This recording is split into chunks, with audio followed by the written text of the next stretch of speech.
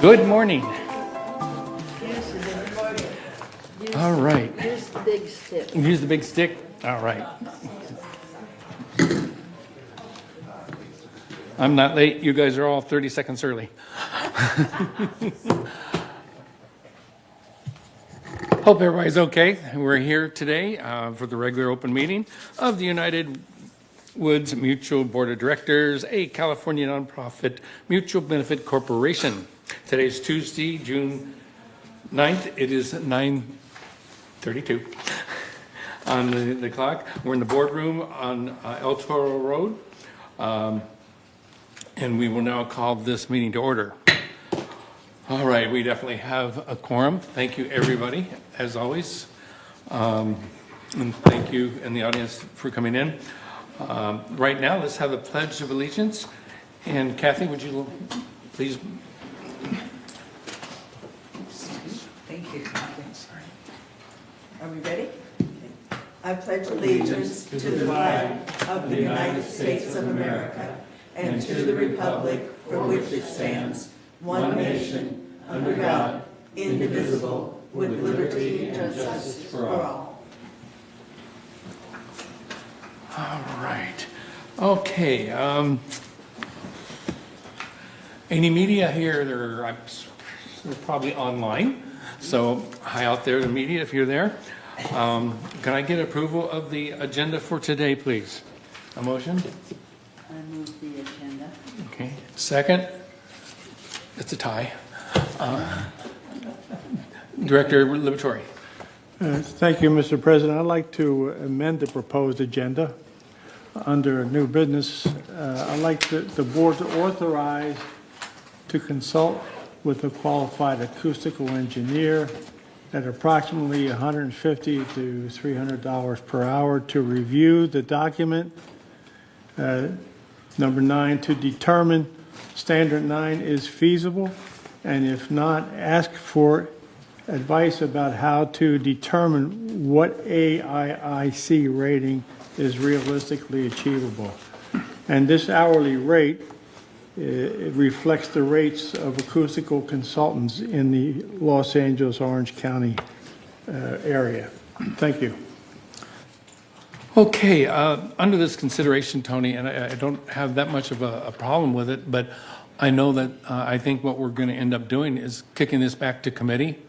And I would strongly recommend that, and I will right now tell you what I'm going to suggest is getting this back to committee and have the committee do this. Okay? Sue? Mr. President, I will second Tony's motion. And the reason being is that when you read through the architectural controls and standards, they already did that. They voted 2-1 to try to get this forward. If you go back into the architectural controls and standards section. So I think I'm not sure of the process, but they did that at the last meeting. Okay. Who's first? I'm sorry, I was looking that way. Maggie? The Architecture Alteration Standards Committee last month voted it down. Yes, we did. Okay, wait a minute. Yes, It's not- we did. No crosstalk here, Wrong please. talking? I just We said, have I a little just, control here or okay. what? take it easy, Tony, okay? We're here as a directors, okay? We can look it up easily. Okay, we can look it up easily. Okay, you know what, I'm gonna put it on the agenda right now. Okay, we will make that change. We'll talk about it Can I further. get, Tony, Yes. can you repeat the title so I know? I have a copy of it here. Okay. To amend the agenda. I propose the board authorize to consult with a qualified acoustical engineer at approximately $150 to $300 per hour to review the document to determine Standard 9 is feasible, and if not, ask for advice about how to determine what AIIC rating is realistically achievable. Okay, Paul? So my question is, we already have a standard 9 item on 11D. Is this different from that? Well, yes, I'm asking for the board, I'm asking to put under new business to consider the hiring of an acoustical engineer. Does that be covered during that, right? So that would be, Yes. that It's already discussion on would the then agenda. occur during item 11D. Yeah. Well, let's discuss it then. Okay, we will when we get to, Yeah, so we're not anything else. It's part of the agenda, so Okay. we'll just keep it as 11D. So thank you. we don't need to add anything, so let's just go back to the original motion of just approving the Okay, agenda. so now we're going back to the original motion, and Sue, you did second, or? I did, and if it's a moot point, then there's no point going Right. forward. It's a moot point for right now. Yes, Elsie? So does Anthony withdraw his motion at this time? Then we don't have to vote? That's right. Well, I'd like it to be on, But- the record. It's on, it's D. Let's vote it down then. Oh, he wants. it on Okay. the record. I It takes 3/4, so we can put it on the. Right, and it takes a 2/3 vote to get it. That's right, It is on D. yeah. 11B. We know, yeah, we know that. Yeah, so, okay, he wants a vote. All those in favor? What? Of it being Of- 11D. His motion was read and seconded. We're just agreeing to hear it as 11D. No, Maggie. No. No? His motion was to add an additional agenda item. So what you guys are voting for is whether this item will be added to the agenda. However, we already will be discussing it as it was previously added to the agenda. So it's on the agenda. So it is. It is, yes, it is. So now we're voting, What? we're voting. So he doesn't want to retract his motion, so you're going to be voting on it, even though we already have an item on there. Okay. So again, the motion's there. We had a second, is that correct? Yes, and Okay. unfortunately, I can't withdraw it. Okay. So, Okay, so it's there. We're going to vote. All those in favor? Raise your hand. it doesn't get the 2/3. Hearing 11D as No, scheduled. no. No, Maggie. No? So I'm going to repeat this again. We have the item already on here as 11D, under unfinished business. Yes. Anthony, however, still wants to make his motion as he does not want to retract his motion. In the record, he wants it on the record. He wants it on We want the record, yes. And we're voting if we are going to, So again, the item is already on the agenda. It is. yeah, it is. It's on the agenda. So just- we can't move to put it on the agenda. We can only move to take it off. Okay. Enlighten me, what's on the agenda? 11D is in Acoustical David. engineer? Yes. You would just amend it. Second page of 11D right today's here. meeting notes. Review and discuss Standard 9, Section 4. And then at that point, you would put forward your motion under unfinished business. It's the second page. 11D. Yeah. This is the agenda for today. It's 11D. It's already on here to have the discussion. He's not looking at the right one. Oh, okay. He's still in May. I mean, the best thing is for him to retract his amendment, Okay. Tony, to make this run smooth. we're going to ask you to retract your amendment because it's on the agenda already. Okay, I agree to retract it. Thank you. All right. Thank you. So, again, can we approve the agenda? No, we need a vote to approve the agenda. Okay, with a vote. Thank you. All those in favor? It passes. Thank you. All right. Now we need the motion to approve the meeting minutes for May 12th and May 28th. I'll make a motion. Thank you, Kathy. Second? Elsie, thank you. Anyone opposed? No opposed? We go forward. Thank you. Pass. All right. Now we get the report of the chair. Let's go right into Chris. Good morning, Chris. Chris is here from the City Council. And this is for oral discussion. Morning, everyone. Good morning. Nice to see you again. Always appreciate the opportunity to chat with you. This month, we wanted to talk about law enforcement services, and as part of that, I'm going to ask our new Chief of Police Services to introduce himself in a moment. But just To introduce the subject, so you're likely aware that in California, the traditional delivery system for law enforcement services is either for counties or cities to provide the services. The same was true here. The county provided the services prior to the city incorporating. The city took over law enforcement services in 1999. We do that under a variety of legal authorities, principally derived from the California State Constitution. When we talk about law enforcement, we're talking about criminal enforcement. We're talking about enforcing the California Vehicle Code, California Penal Code, a variety of other laws that apply statewide.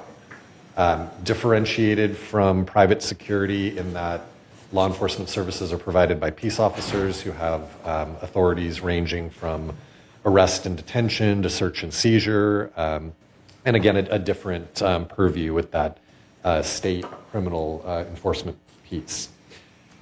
In California, most cities have the ability to contract with the county for law enforcement services. That's what we do here in Laguna Woods. Next slide. So since July 1st of 1999, we have chosen to contract with the County of Orange for law enforcement services. What that means in practice is that the Orange County Sheriff's Department provides law enforcement services here in Laguna Woods. They do so under the direction of a local chief of police services, which is Captain Anderson. As you might expect, and as is the case really with every city or county that provides law enforcement services, it's a really significant portion of the city's budget. And so roughly 43% of our general fund, which is to say our unrestricted fund, is spent on law enforcement services. The City Council at their most recent meeting approved a new one-year contract with the Sheriff's Department for just under $3.64 million. That's how we do business with the Sheriff's Department. There's an annual contract that's approved this time of the year. Our fiscal year starts July 1, so that new contract starts July 1. It includes a variety of services, including deputies directly assigned to Laguna Woods and a whole host of other services that Captain Anderson will walk you through that we get access to without really paying for on a one-to-one basis. With that, I want to turn it over to Captain Anderson to introduce himself, and then he's going to talk to you about some crime statistics for the last year. Thank you. Good morning. My name is Brian Anderson. I'm the captain with the Orange County Sheriff's Department. I've been with the department for approximately 20 years. So I've had a variety of different assignments, but I'm new to the city of Laguna Woods as of mid-March of this year. So I look forward to working with everybody in the community, and thank you for having me here. So we'll get started with this one particular slide. As you can see, we're getting close to about 7,000 calls for service in the city of Laguna Woods. Half were self-initiated, and about half came in from the members of the community. So that's a good blend. That's what we want to see. We have these categories, and again, these are broad categories where approximately 81% of these mix come in. So when we talk about checks, these could be checks for a patrol check or a check for something suspicious, or it could be a welfare check for an individual. It could be vehicle related, anything like that. That's 42% of our calls. Traffic related, those are generally moving violations. It could be a hit and run. It could be a traffic collision, something that is related to traffic, particularly on public streets. So we're at about 17% of our calls there. Suspicious activity, that could be a whole host of things, right? So we definitely want to make sure that we are getting information and phone calls and tips and leads from the community. So when we get that information, our deputies are going to go out there, they're going to get out of their cars, walk around, talk to people, and figure out what the circumstances are and determine if it meets a criminal threshold. Crimes, right? We have two different buckets generally. Crimes against persons, right? And then we obviously have property crimes. So crime generally is 11% of our calls. Again, these have to be involved with deputies doing follow-up investigations and making sure we could figure out if we do have suspect leads or if it's a crime trend or anything like that. But again, that's only 11% of our calls. So one of the most important things I want to bring up that you see on this slide is see something, say something.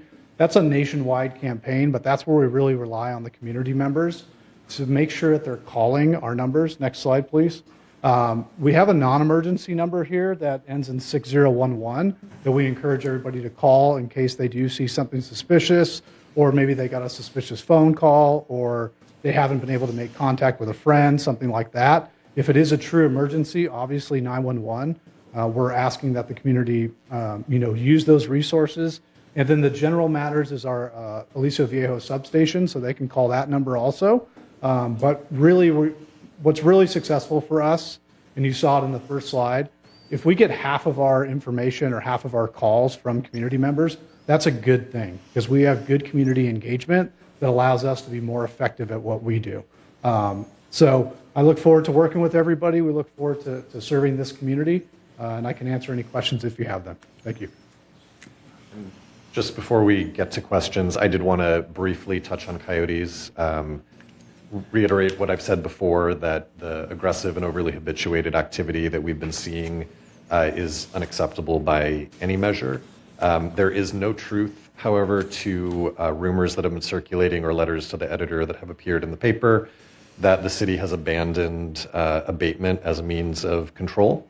The city is continuing to abate coyotes. There's been no policy decision otherwise. And in addition to that, we've been engaged in communications with both the California Fish and Wildlife Service and the United States Department of Agriculture, which is kind of the federal government equivalent, to make sure that our actions are following best practices and that we're doing what we can to curtail the aggressive and overly habituated activity. In addition to that, I want to thank residents who have been very, very good at reporting alleged instances of wildlife feeding. I would ask that continue. Our code enforcement officer and Laguna Beach Animal Services are following up on those complaints. We have had a number of individuals, after we've done some of that outreach, actually self-report and turn themselves in for wildlife feeding violations, which I also appreciate. I mean, it takes a lot to stand up and say, gosh, I didn't know that was something I shouldn't be doing and I won't do it again. And so our expanded wildlife feeding ordinance seems to be helping and seems to be getting the word out there. So if you or anyone you're aware of believes that a friend or a neighbor is feeding wildlife, no matter what that wildlife is, please do send it over to the city and we'll make sure we follow up on that. And with that, Captain Anderson and I are happy to answer any questions on any of these topics or anything else you'd like to talk to us about. All right, I want to make 2 points. First, thank you, Chris, for being here, and thank you for bringing that up to par. And I'm sure they're really tired of hearing my name and my wife's name on the recorder. Captain Anderson, thank you for coming here. I know you've been making the rounds, and I'm sure you're really going to be glad when the rounds are over, when everybody hears you, but it's a pleasure to have you with us. And I think all of your deputies do a great job in the community. The numbers that we were looking at, are they citywide, or is this Laguna Woods Village? It is. Those are citywide statistics. Okay. Yes. Okay, good. Good. Right. I have a hand up. Oh, Tony? Thank you, Mr. President. I'd like to say to Chris that I really enjoy the library over there and the little computer setup, so I want to acknowledge that and thank you for that. Yeah, well, you're very welcome. I'm glad you enjoy it. Sue, go ahead, please. We want to work with you, Chris, on the coyote situation and whatever other issues you think that are important to our community. But I know that people are very, very frantic about this, myself included. And so thank you for working on that. And then I wanted to ask, I'm sorry, I've forgotten your name. Yeah, Captain Ryan Anderson. Mr. Captain Anderson. We have people who just occasionally fall, and they are supposed to call the fire station. Is that correct? Or how should they get assistance? Can you guys come and help them get up, or what is the program? Yeah, so if we have somebody in the community who falls or who needs medical attention, they should call 911, right? Because they just don't know the extent necessarily. So I would say if the person believes that they had a bad fall or if they hit their head or something like that, they should call 911. And whether the deputies get there first or whether the OCFA gets there first, we're there for the patient, right? We're there for that member. So that's what I would encourage. If they think it is an emergency situation, I would definitely call 911. Okay, thank you. Terry? That happened recently with my mother, and there is when you call 911, there is a fall assist number, and they just come right over it, they picked her up, put her in bed, and then they left. So it was cool. So fall assist, 911. Any more questions?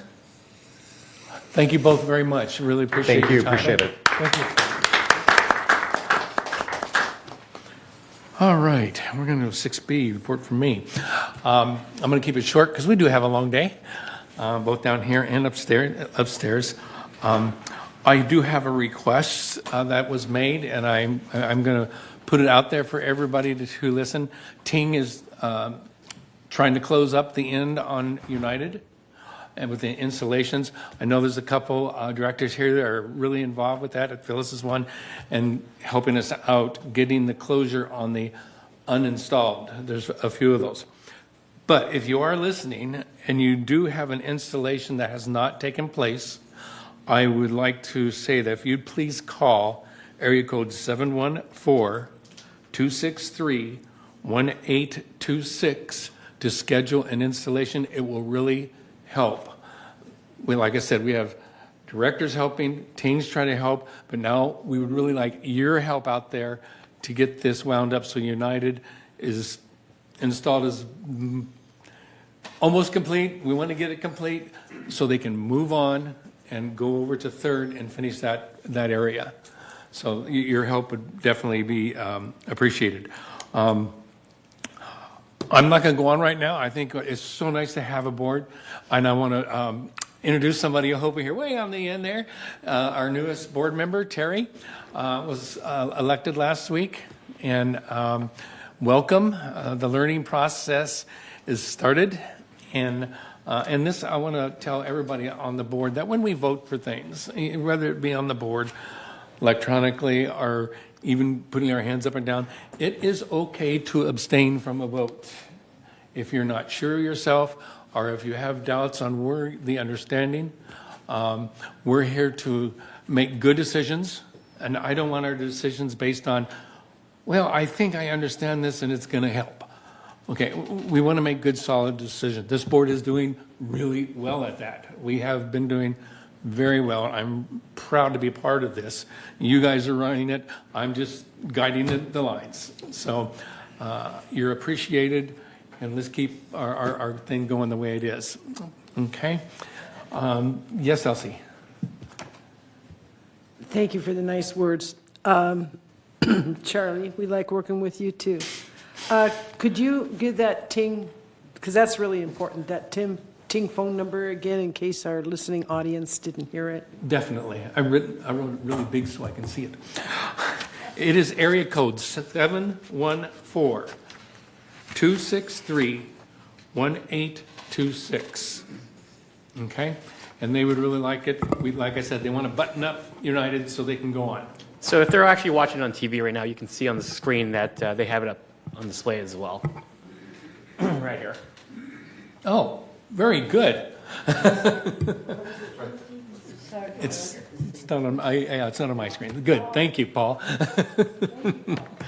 All right.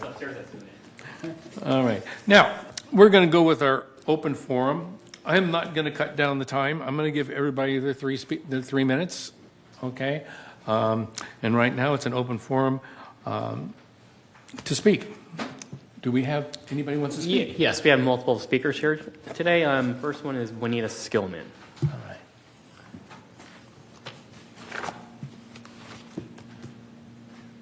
Good morning, everybody. Your library lady is here to give you your stats for the last month. Volunteers worked 669 hours supporting 1,920 residents in the library in May. Now, we were able to sign up 41 new residents into our circulation system. And as I've mentioned before, your resident card is your library card, but it needs to be registered into our computer before it can be used. So when I talk about putting new people in, that's what we're talking about. 2,212 items were circulated through our front desk, and that includes the things that are on the honor system. The honor system includes the puzzles, the paperbacks, the games, and now importantly, our children's section. And we just opened this week our new children's section. You need to come in and see it. It's beautiful. It's right up in front. And we have some nice little bean bags and children's size that they can sit and read while parents are getting their own books, etc. But I want to make a plea about honor system items, particularly puzzles and paperbacks.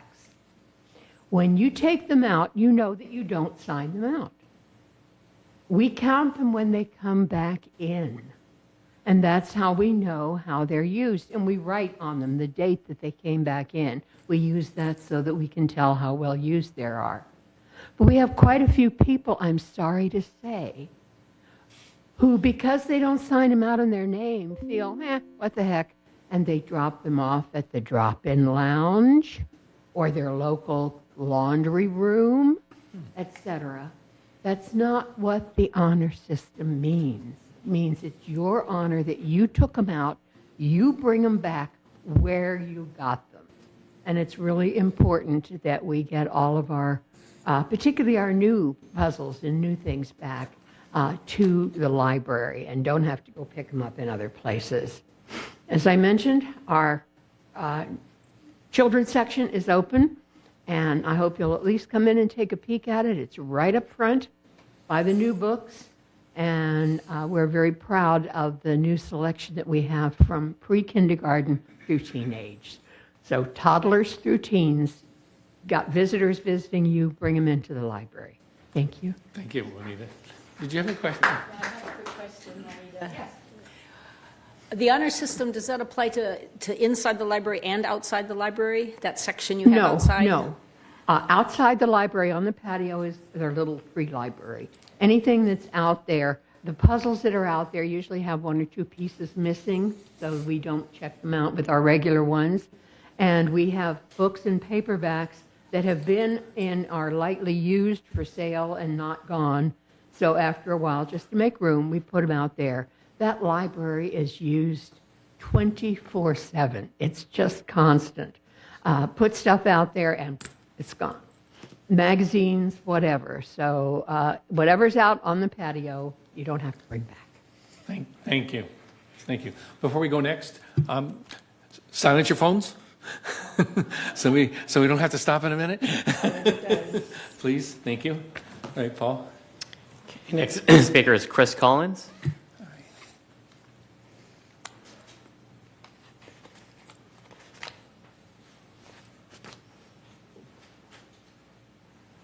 Good morning, Chris Collins, 3306Q, and I'm here with another update about the work that the Foundation of Laguna Woods Village does on behalf of residents who are experiencing temporary financial crisis.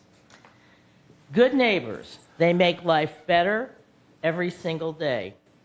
A wave, a chat, picking up groceries, a shared meal, a block party. Sometimes it's small, sometimes it's organized, but it always matters. In a world where connection can often mean a quick click or a comment, real face-to-face moments matter more than ever. That's why the Foundation of Laguna Woods is bringing back our Good Neighbor Project. This is for the third year, just in time for Good Neighbor Month, which is in September. So we're inviting village clubs to dream a little and do a lot.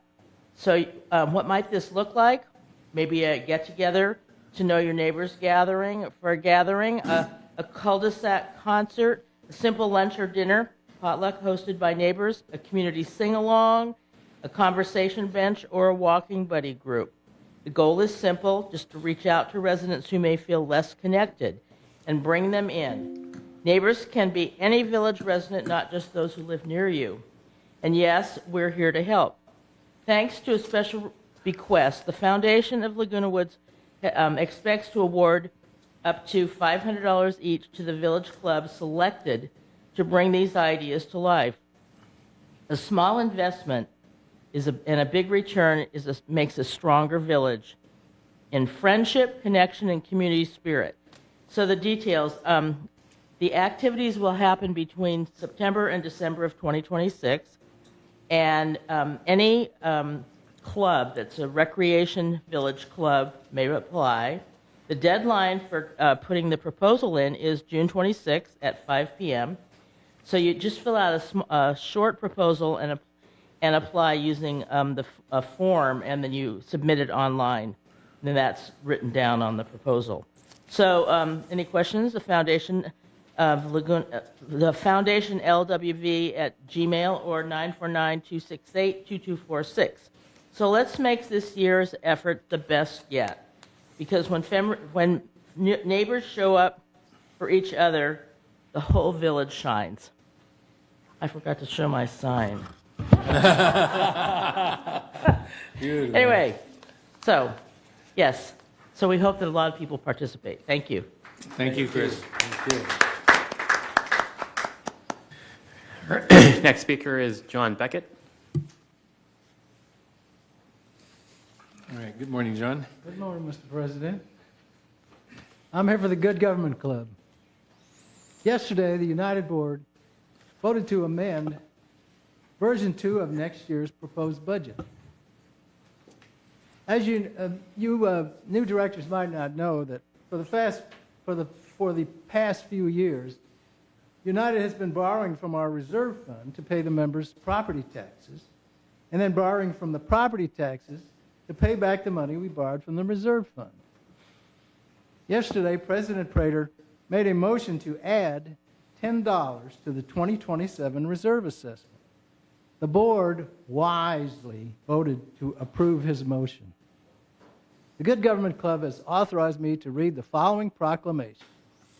Whereas the Good Government Club supports directors who exercise prudent fiscal management, and whereas the directors of the United Board voted to begin paying down our debt to United's reserve fund, and whereas the board's action will reduce further borrowing from the reserve fund, therefore be it resolved this 9th day of June 2026 that the members of the Good Government Club hereby express our gratitude to the directors of the United Board for making the difficult but necessary decision to strengthen United's reserve fund. Thank you. Thank you, John.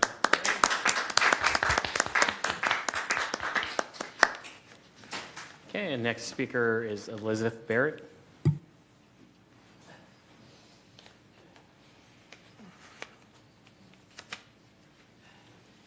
It's unfortunate that I'm here to speak to you all again. I have been approached out in the community by somebody from this group to tell me to not make any more comments here and complaints on the about the issues that are going on. I was removed from my house in the middle of the night by security and taken out in my pajamas, and I was actually physically chased around my home, and that is not okay. Okay, that's elder abuse and it's retaliation, and then to have somebody out there following me and telling me that I should not make complaints about this is unacceptable. So I hold you accountable, and you are liable for elder abuse charges. I want that to stop, okay? Thank you. Okay, any more, Paul? A couple more. We have Cynthia Rupert on Zoom. Oh, Cynthia. Good morning, Cynthia. Good morning, everyone. I hope everybody's having a nice day. I have a question. I'm in 165A. I would like to know how we are going to address the situation with our new internet when some of our manors are not being covered by the 2,500 square foot, 1 unit assessment allotment that we are given for the router. We have situations where certain manors that have like plaster and certain configurations, it won't even get back to the back bed. Won't get to the middle bathroom. It does great in the living room, and then that's about it. And this is not just on me. It is many people, almost everyone that's in this type of a manor is having this problem. The solution, I was told, was for me to go buy an extender.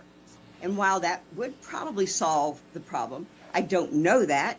And two, I am questioning why is it that I have to spend an additional $60, $80 to buy an extender when my understanding was that when we installed Ting, it would take care of that situation. I just wanted to bring this before the board because I'm concerned that a big group of us, and I have lots of addresses I can send to you guys, are having the same situation. And I really do think the board needs to address it or push it to GRF, wherever it needs to go. But it's not just me, it is everybody in this type of manner, and they're having all the same problems. So please address this some way and let me know at some point what we can do to make this right for the residents. Thank you. All right. I'm going to answer this right now instead of waiting till the end because it's fresh on my brain.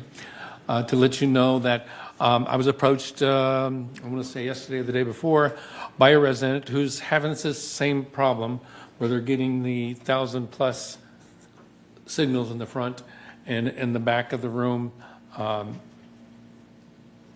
It's less than 100. It's just dead. So working with their computer in the back room and all the other devices is almost non-existent. They did call Ting, okay? And Ting had them try a couple things. But what Ting has done, and I'm going to try to stay on top of this, is Ting has made an appointment to come out and evaluate the situation to see what's going on. So that's happening, and I like you said, you're having the same problem. I agree. We shouldn't have to go out and spend money to boost a system that we're going to be paying what we're paying. I'm speaking as a resident in this system. And if Ting honors this and goes through and checks this out in this style that they're doing now, that is going to be acceptable. But I will monitor this real good, and we'll get back to everybody on it.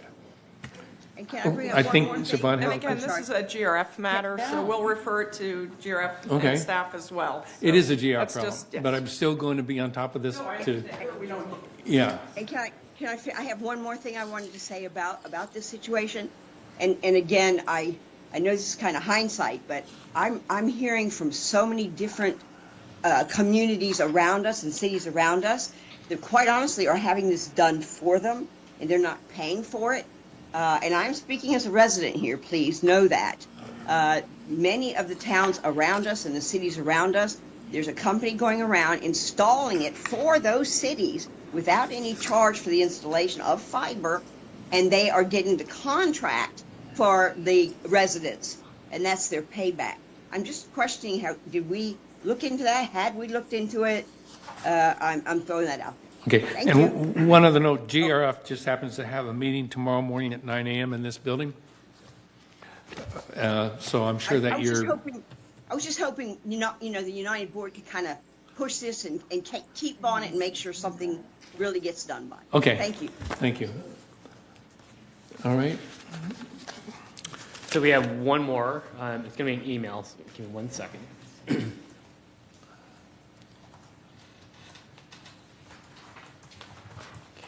see here. This is from Teresa Frost. I am writing to provide an updated perspective regarding the coyote situation in Laguna Woods Village. Give me 1 second. Hold on. Regarding what? The coyotes. Coyotes. Yeah. Coyotes, thank you. As many of you know, I was deeply concerned by the coyote abatement efforts that occurred previously. After living through both the period immediately following the abatement and the subsequent return of significant coyote activity, I believe it is important to share what many residents are currently experiencing. I have lived on the slope for the past 10 years. During this time, coyote activity has always been a part of our life in our community. However, I have observed changes in our coyote behavior that concern me, whether the actual population has increased or not. My experience has been that encounters with coyotes are more frequent and that some animals appear significantly more comfortable around people than in the past. While coyote activity has already been a concern before the abatement, many residents, including myself, have observed many frequent encounters in increasing boldness in coyote behavior. Encounters that once seemed occasional now appear more common, and some coyotes appear increasingly comfortable occupying residential spaces and remaining in close proximity to people. The issue extends beyond the sightings The greatest impact is the constant vigilance many residents now feel in their daily lives. This is not a situation where residents can simply avoid certain trails, parks, or isolated open spaces. In many parts of Laguna Woods Village, coyotes are present in the same residential spaces where people walk and take pets outside. Coyotes are regularly seen on sidewalks, between buildings, in greenbelts, and near front doors. Residents encounter them during ordinary daily activities, not only in designated wildlife areas. What concerns me most is that the hypervigilance is becoming normalized. A walk with a dog should be relaxing. Neighbors should be able to enjoy outdoor spaces without constantly scanning for wildlife activity. When residents feel compelled to remain on guard whenever they step outside, quality of life is affected even when no attacks occurs. As a dog owner, I personally experience the stress that comes with the reality. Each time I take my dogs outside, I find myself scanning the area, remaining alert, and evaluating potential risk. Conversations with neighbors suggest that many residents are experiencing the same thing. The concern is not limited to pet owners. Residents walking alone, exercising, visiting neighbors, or simply enjoying the outdoors are increasingly aware of coyote activity around them. What has come clear to me is that the issue cannot be solved through a single action, whether the action is abatement or inaction. The village needs a long-term management strategy that addresses the root cause of habituation and reduces conflict between the residents and wildlife. And Lake's time is up, unfortunately. All right, thank you. All right, any more? We're up. That is it. Thank you. Right now, do we have any responses to any of the requests right at the moment? Okay. Let's go on to 8B. We have April and May forum speakers. Kathy, do you have that? Yes, I do. Thank you. Okay, so from April 14th, the responses, Anna Marie Winters, 56S. Miss Winters recently purchased a 21-foot RV and has requested permission to park it in front of her residence as it is currently her only vehicle. Staff member Eric Nunez reached out directly to Ms. Winters. The other issue, she has also raised concerns regarding repairs and permit processing associated with her property improvements, including her alteration submission and the architectural alteration approval process. Director Lipitori recommended that she attend the next architectural control meeting to obtain clarification on her request. Janet Johnson, 697C, concerns regarding residents disposing of old paint cans in trash receptacles, provided information on proper disposal locations.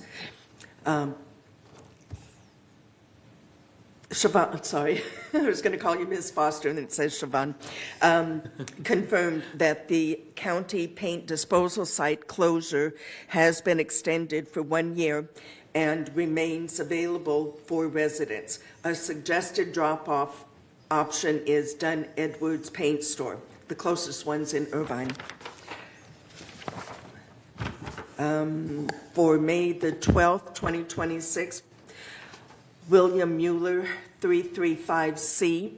His issue, Mr. Mueller expressed concerns regarding excessive construction noise related to reconstruction work in his building. He stated the noise was so intense that he had to leave the building. Mr. Mueller advised he contacted the alterations department and was informed construction activity is permitted between 9 a.m. and 5 p.m. He also contacted the compliance department and was referred to security. Mr. Mueller requested that the HOA inspect the building. The outcome, Siobhan advised that the appropriate staff members would reach out to him to work toward a resolution. Per Security Division, Mr. Mueller was contacted on May the 12th, 2026, and an incident report was taken. Farad Bakhsh, Shenedin. I'm sorry, I apologize for destroying your name. He lives at 905A. He spoke regarding issues involving his property. As he rents his unit to a 91-year-old tenant, she reported that the toilet was not flushing and was backing up. A maintenance ticket was issued. He raised concerns regarding maintenance-related damages and requests clarification on what legal protections are available for damage and injuries that were not his fault or within his control. Whether the co-op has legal representation, who is responsible for the financial losses, and what measures will be taken to ensure the issue does not occur again. Per maintenance and construction, repairs are scheduled to start Friday, May the 29th, and should be completed by Friday, June the 5th. Following repairs, we will offer the opportunity of a meet and confer with the executive board, with the executive members hearing. The GM's office will follow up with Mr. 6905A to ensure the work has been completed. Roberta Burke, 933B. Ms. Burke spoke about transient activity in her area by the creek last night. She spoke about the need to have the creek gate repaired for lighting. Security contacted Mrs. Burke on May the 12th, 2026, and provided an update as part of ongoing patrol operations. Security staff have been utilizing the department's drone to monitor the creek and surrounding areas. Officers also inspected the creek access gate and confirmed that it is secure and functioning properly. Regarding the request for additional lighting, the matter was previously evaluated by the United Maintenance and Construction Committee. The board denied the appeal on March the 11th, 2025, pursuant to Resolution 01-24-31. And that is the end of the comments. Thank you. Thank you. Thank you very much. All right. Moving right along, now we have the CEO report. Welcome, Safan. Thank you, Honorable President, members of the board. I'll try to be brief, and I know you borrowed some of my material already, as did the city manager, so that'll make it even briefer. I'd like to begin by introducing some new offerings for our residents. Our Manor Alterations Division is seeking to better assist residents embarking on remodeling projects and other renovations. They are doing this with short, easy-to-follow videos that answer frequently asked questions, such as where to begin, what might be required for your project, and so on. To date, available videos include Welcome to Manor Alterations and the Manor Alterations resale inspection process. To view the new videos, visit lagunawoodsvillage.com. Services, Manor Alterations. Excuse me. Also upcoming is the Manor Alterations Town Hall meeting. I'm going to take another sip. Take your time. Also upcoming is the Manor Alterations Town Hall meeting presented by the VMS in the city.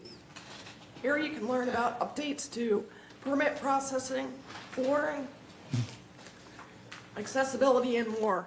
The town hall is Friday, June 19th from 9 a.m. to noon in Clubhouse 5. Our communications team is going out to the community to help educate residents about information resources available to them. These are through our communication pop-ups. Excuse me. Would you like to take a minute? Because you have a good voice and you're really good at this. I'm going to go through number 10 real quick here, because I want to hear your presentation. So we're going to go to 10 right now, the consult calendar. All the matters listed in the consult calendar are recommended for action by committee and will be enacted by the board of one motion. In the event that an item is removed from the consult calendar by members of the board, such items shall be the subject of further discussion and action by the board. May I get a motion to approve the consent calendar? There's a motion, here's a second. Okay, any discussion about any of the things on it? None? Okay, all those in favor, please raise your hand. Thank you, the motion's passed. All right, okay? Yes. All right, Thank you. good. So I'd like to start with the Manor Renovations Town Hall slide, please. So our Manor Alterations Division is collaborating with the city to bring information to our community. Here you can learn about, again, permit processing, flooring, and much more. And the town hall is Friday, June 19th from 9 a.m. to noon at Clubhouse 5. Our communications team is launching a new endeavor as well, and you might have seen them at some recent events. And these are called the communications pop-ups. They're trying to help reach out to residents to educate them about what information and resources are available to them. So staff goes to key events in the community and brings a laptop to demonstrate the website, show folks how to enroll in things such as What's Up in the Village. They have copies of the Village Breeze, all sorts of information about Ting, how to enroll in Everbridge, and so forth. So we're really excited about this new endeavor that's been well received by our community so far. And the dates for the next opportunity to meet our communications team are on the screen before you. The next event is Tuesday, July 28th at Clubhouse 4, and our communications team will be there between 11 a.m. and 1 p.m. And then the rest of the dates for their pop-ups are shown on the screen before you. Next, I'd like to draw your attention to the upcoming workshop sponsored by Social Services. It's called Coping with the Emotions of Caregiving. Understanding that there are a lot of emotions involved in caregiving, our group thought that this would be a beneficial topic to cover for our residents. This will take place on Wednesday, June 24th at 2 o'clock in Clubhouse 7. The presentation will offer practical ways to cope with and manage difficult emotions associated with caregiving. Our security staff, to kind of follow up on what the city manager and Mr. Anderson talked about this morning, is focusing on disaster preparedness. On May 20th, security hosted a tabletop exercise with the Sheriff's Department, Orange County Fire Authority, and the Orange County Operational Area Emergency Services Manager. And the exercise topic was to facilitate the evacuation of 2 zones within the village due to a fire originating at Highway 133 in Laguna Beach. The focus was how to collaborate to safely evacuate 2,000 plus residents. And we focused on how to access and deploy available resources, establish priorities, track resources and civilians, and utilize volunteers during such an event. And they identified any communications concerns that they experienced during the tabletop exercise. So our staff will continue to train with our available community partners to make sure we're ready for the next disaster. We also want to remind residents of the importance of reporting coyotes, as President Prater touched on. Reporting is critical to coyote mitigation. We encourage you to use the non-emergency coyote hotline, which is shown on the screen before you, at 949-639-0501, and to leave a message. You can also email coyotes@lagunabeachcity.net, and using the hotline keeps Laguna Beach Dispatch available for emergencies while capturing the important wildlife activity. And what this information is used to is to target coyote prevention activities. And on the next slide, the city is expanding its coyote hazing activities. They find that this is one way to scare coyotes and help keep them away from people and residents. They're going to be using an experienced contractor to provide non-lethal coyote hazing services, and they do this using compressed air guns, which are white in color, so they're distinguishable from regular firearms, and they shoot water pellets at the coyotes to scare them away from key areas in our community. This service will be provided between 7 and 10 a.m. in the mornings. This is a key activity time for coyotes in our community. And it's intended to increase the frequency of enhanced hazing as a regular implementation is considered most effective. So the more they haze the coyotes, the thought is that that keeps them away from our more populated areas. And as President Prater also mentioned, it's important that our residents reach out to the telephone number on the screen, 714-263-1826, if you reside in gates 1 through 6, because you are eligible to schedule your installation of Ting. So again, please reach out if you have not already received your Ting installation and you live in these areas. And that concludes my update this morning, and I appreciate the opportunity to regroup. Thank you very much. All right. We did the consent calendar, and thank you for that support. Okay. All right, we are now go to number 11, unfinished business. We have a disciplinary update report, and she's not here today. She's in training. Both of them are in training today. Is there something she sent? No. No, okay. So we'll see her next month? Yeah, we'll see you next. I mean, you guys can quickly review that report, but other than that, if you have any questions, we can relay that back to Francis and Da Silva. Okay. So we're gonna go on. Oops. That was mine. You're wrong. Let's Yeah. Falling apart. All right. Town halls. Oh, the town hall, this coming Friday. This is a good subject. We would like to let you know that this coming Friday from 2 to 4 at the PAC Center, our treasurer, Ramon, and other board members will be there, and we will be discussing the coming budget. Okay? Everyone's welcome. We want to show you the path we're going to and listen to your suggestions in case you have something that we have overlooked. That will be this coming Friday from 2 to 4 in the PAC Center. Did you want to say something about it or go with what we got? No, Mr. President, you said it well. We will just provide an overview of how we did in 25, how we're doing in 26, and the major themes in 27 and how they're going to impact our budget. Thank you. Excellent. Excellent. Thank you. All right, town halls. Oh, we have something off 28. Okay, now we need a motion to approve the damage and restoration policy and related documents. They were initiated in May. They're now met the 28-day notification for member review. So if we can have a motion for that. Maggie reads it. Oh, Maggie, you want to read that motion? Okay. She's going to get it here.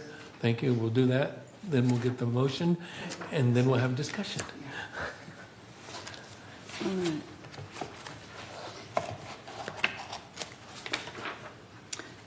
Revised Damage Restoration Policy, Resolution 0126XX.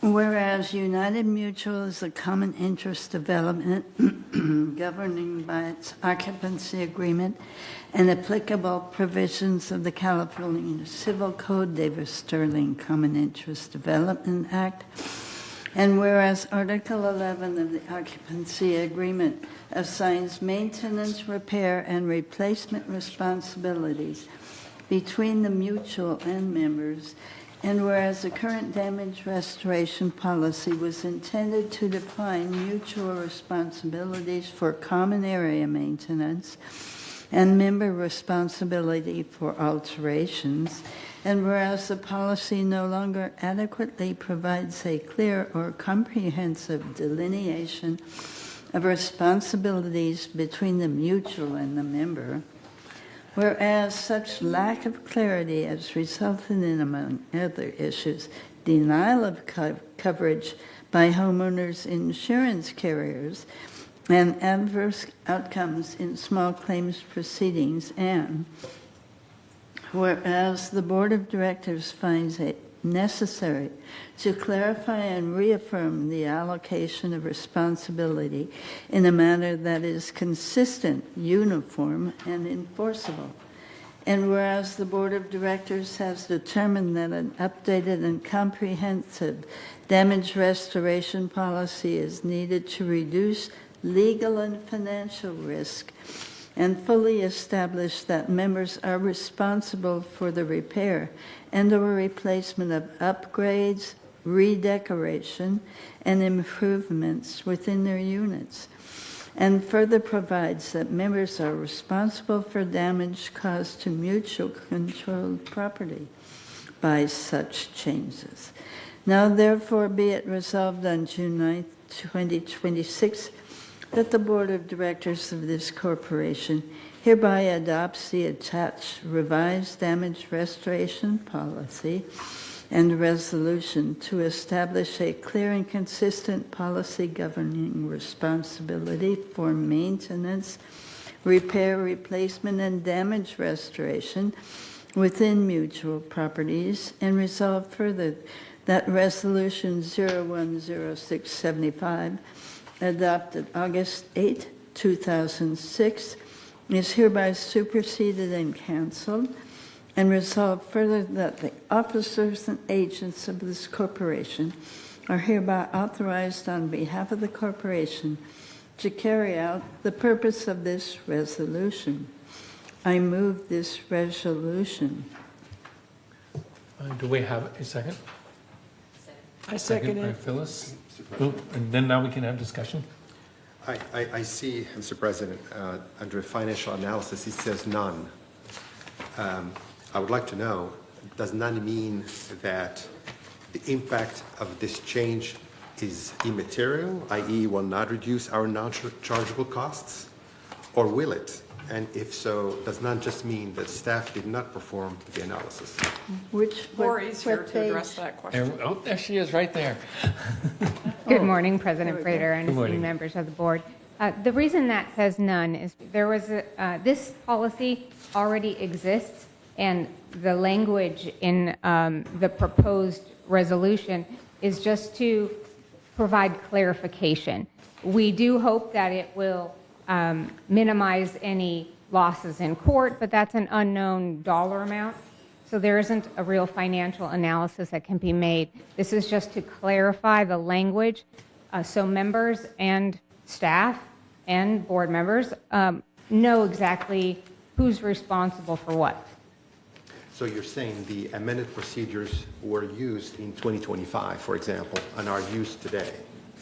I'm sorry, the what? The amended procedures? So this policy currently exists, like I said, and we do use it and the language. So if we go to small claims court, they want to know what the mutual's governing document says, whether it is your occupancy agreement or the damage restoration policy. And the courts have found that some of the language is vague, and it might say someone's responsible for a certain type of leak or damage to their property. But what if that damage is caused by the mutual's pipes? They think that the mutual should pay for their damaged property. But that is not what your governing documents say. It's just not spelled out enough, clear enough for the courts to make a decision or for the members to understand. So none means that there's no financial impact. There isn't a financial impact, no, for this new proposal, no. Thank you. Any other questions while she's here? No more questions? All right. On the screen, we get to vote.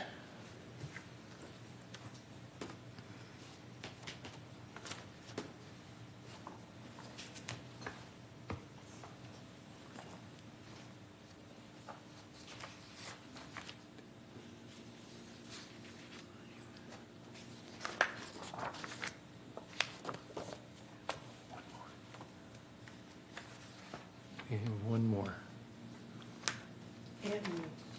Oh, Tony's trying to. There he goes. They got it. Motion passes. Thank you very much. You're welcome. Thank you. Okay. Okay, we did that. Now we can get to D, review and discussion for Standard 9, Section 4. And Tony, you have something you'd like to say?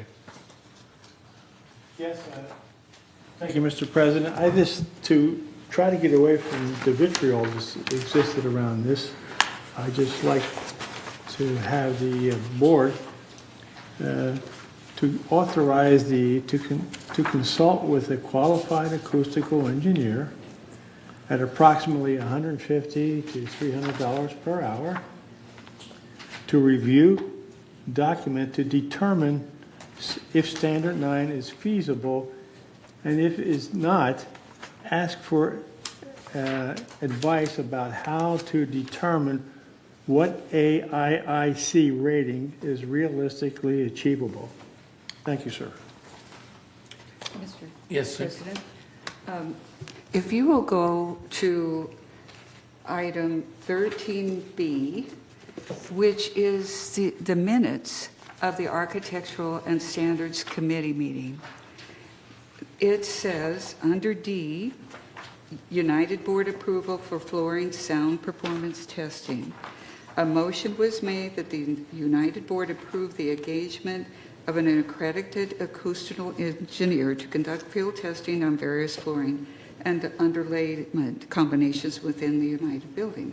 The purpose of this is to establish standardized sound performance specifications, blah, blah, blah. This testing would provide verifiable engineering data identifying the most effective combinations for reducing impacted noise. Existing hard flooring installations will be grandfathered in the motion. The motion was approved by a vote of 2 to 1 to 0, with Director Mitchell opposed. So this really should have come forward in a resolution that this be looked at and then go forward with it. I think it was just an oversight. This was something that the committee voted on.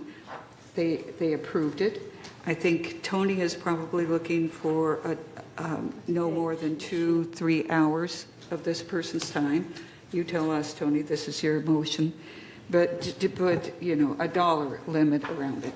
Okay. And then just let it go. Let them come back and report it, and we can be done with this topic and not have it go back and forth and back and forth. Okay. Siobhan has something first? I would like Alan to be able to address this at some point as well. Thank you. Of course. Good morning. Good morning. So to clarify, item 11E actually is on the agenda and is the topic that Chairman Liberatore addressed earlier. So it was already on the agenda. So items 11D and E all have to do with potential review and revisions to the standard 9, the flooring standard. So, and you are correct, that was voted on at the last ACSC meeting and did pass by a 2-to-1 margin. Staff's response was to prepare a draft report for forwarding to the full board. That report didn't quite make all the necessary clearances to appear on the agenda this morning. So that's the clarification. So it did pass and was intended to be presented this morning. But because of the last minute clarifications or changes or requests for clarifications, it was decided that it should be for this meeting and a discussion item only. But staff remains open and available to whatever direction the board requests. And I'm ready to answer any questions regarding that. Thank you. Elsie, did you have a question? Yeah, this is not my field. No, I have no dog in this fight. However, I hear that there's some kind of sound engineers. I mean, well, of course there's sound engineers. But So are you guys, that just hid behind my paperclip. I can't believe that was on there. So is acoustic engineering services, are those capitals just for emphasis, or is that a company? No, there's no specific company mentioned in this. There is a recommendation that was discussed at the last ACSC meeting. But I'm being told procedurally that this request should really go before the Maintenance and Construction Committee and be directed and for staff to provide a report and background to that. Then the Financial Committee, because of potential cost expenditures, would need to review it as well. So that all added to the last minute back and forth that resulted in a staff or discussion item. Well, it seems pretty straightforward to me. If the people who are requesting this, if everybody knows what they're talking about, because without the engineering report or his analysis of that, his analysis of the standard, right? That's what we're talking about? Come on, help me here, Anthony. Okay. So, I mean, nod, is it? Okay, yeah, okay. Let me, I want a So we wouldn't clarity, have because I to, think we you're. wouldn't have to go to finance, is what I'm saying. Right. Without the report. Right. And I don't think we need to go to M&C without the report. I don't think we do either. Thank you. Let me ask, Alan, so right now, there is no outside source being asked to evaluate, is that true? Staff has not. Staff has not. There's only been a request from the Okay, we have a ACSC request. committee. Okay. I have, Tony, go ahead. Well, I just keep it kind of simple. We're just asking Right. for that to be done. That's what I'm trying to get this down to, real quick and simple. Phyllis, please. Three things. The first thing is, this item was brought up to the Architectural Standards Committee in February and voted down. It was then brought up again in May when there were different people on the committee. The second thing is, we have a Standard 9 that covers all of this, including the sound that we're talking about, and it includes a grievance procedure that is quite detailed for residents who live in a bottom manor and are having issues with noise coming from their upstairs neighbor, and that it does not start with doing a sound engineer test first. That is the last step of the process. The third thing I'd like to say is I would like to see the Architectural Committee do a root cause analysis first before asking to spend United's money. And by a root cause analysis, I mean go back to compliance, go back over the last 2 years of residents who have used this process and find out what the root cause of the issues ended up being. Okay. Tony? I'd like to correct one thing. Thank you, Mr. President. We do not have a grievance process here. We have a meet and confer, which is not a grievance process, and we have an IDR. Those are not grievance. There is a process called grievance that I had my last 23 years. There is a process called a grievance process, and there's 6 elements to a grievance process. It doesn't exist here. Thank you. Okay. So I guess what we need. Elsie, you have a hand up?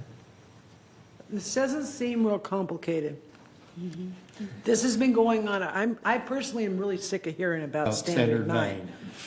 But I know a lot of people are not sick of hearing about Standard 9. And anyway, it seems simple enough to get an engineer to look at it, and then that should be it.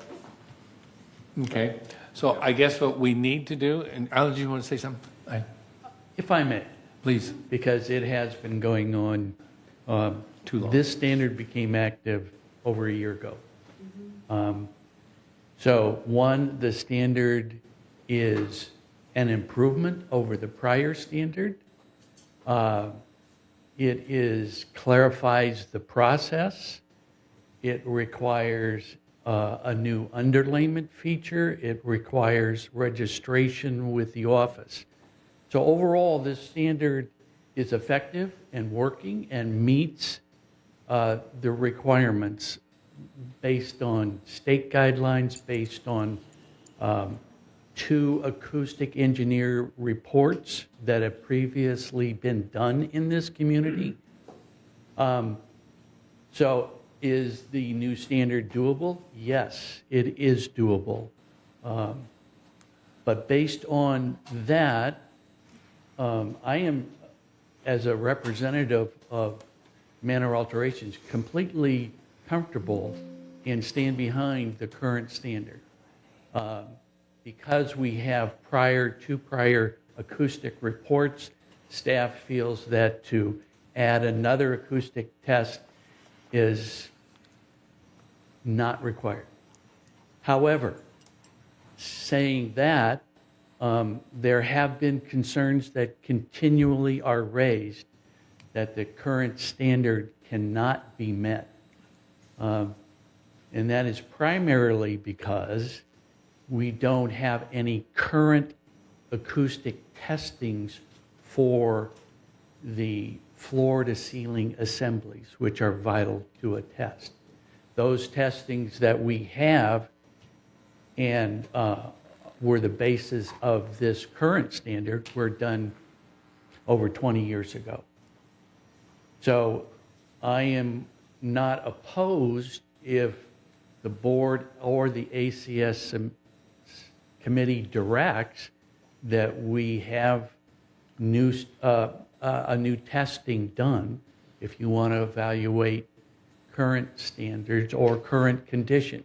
But know that the existing standards or the existing policy is meetable, it is doable. And as Director Addington suggested, maybe you simply go ahead and get another current acoustic test done, or have a new current authorized engineer in this field come in and do a presentation. That would require a monetary expense on behalf of the board, but know that if that's the direction the board would like to go or the ACSC committee would like to go, we're not opposed to that. Maggie, you have a hand up? Yes, okay. The intent of the people against our policy, our current policy, which was strengthened in June of this year, it added an extra layer of soundproofing.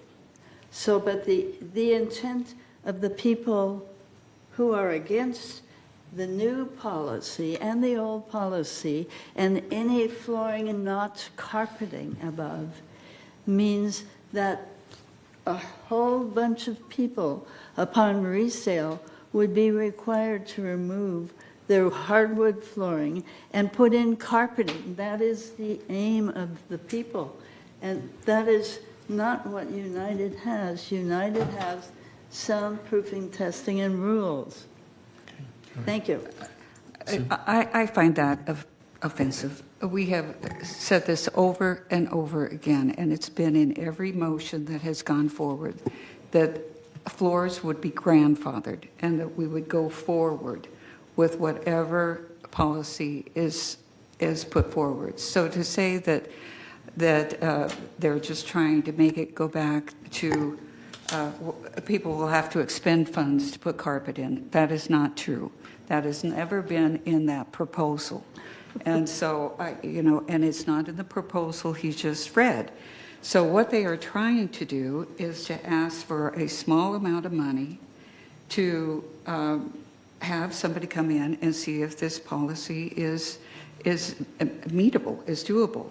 What several of us wanted was we had no objections to it. We thought it was great that you were trying to improve the sound policy. That's commendable and would be very helpful to people. What we had objection to is that there was no inspection policy. So this was Scout's honor. you would go in and say, I am putting this flooring in, and I will say that I did that. And then who knows if they did or did not, because it's self-reporting. So that's the concern. So I just think if it would put this to bed, to say no more than $1,000 will be spent on this, what is the harm? There are many people who are concerned on this, about the sound. It seems like a very small thing that we could do.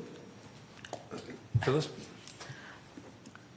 If we go ahead with this, this isn't going to put this to bed. This is going to open up a can of worms. And I have one question, Alan. When someone comes to alterations and says, I want to put in a new floor, what are the qualifications that that flooring needs to have?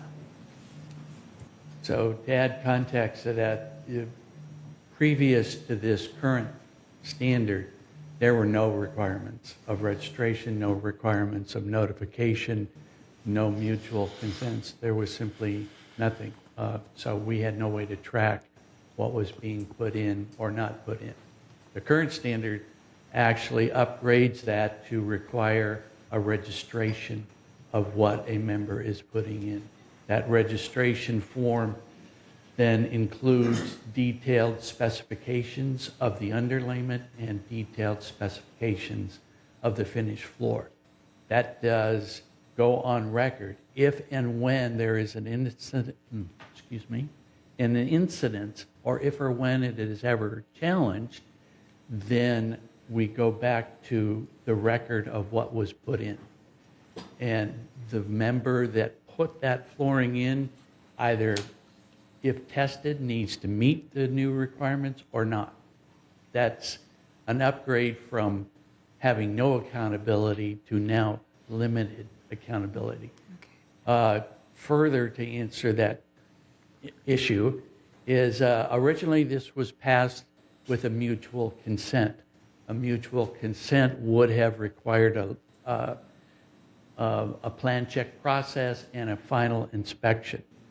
We felt, considering the frequency of this, that was too drastic of a step to take at this time, so we introduced a resolution to have it downgraded to a simple registration. So that is an improvement over being no accountable at all. Anytime you make a change, people are uncomfortable with that change. Trying to simply make people aware that there is a now registration requirement for flooring, that's a big deal. So we're trying to ease into this standard. Okay. All right, I believe we have two. Excuse me, I'm I've sorry. had my hand up. I'm sorry, Kathy. Okay, thank you. I go along with what Tony is talking about. I understand what Phyllis is also saying, but my neighbors, who one lady lives downstairs and one up, it literally almost came to blows because the noise is so bad. And in 3 of my upstairs people who have hardwood floors, the neighbors below do complain. They have called security, and security comes out and basically says there's nothing they can do. And so they just drop it. But the anxiety that is in my little complex is so high because of the upstairs noise for the hardwood floors. And sometimes they'll put down rugs, but the rugs are like this thin. So I don't see any problem in doing an acoustical testing to have that in the guidelines, so that if people do really want to follow through with the expense of doing a sound testing, we have data to back it up to say one way or the other. So if a motion needs to be made, I'll make that motion. But if not, I think it's a good idea to have that testing done. Well, we can, yeah, let's wait, yeah. Okay. Paul, I think we have two. Yes, first person is Tony Mandel.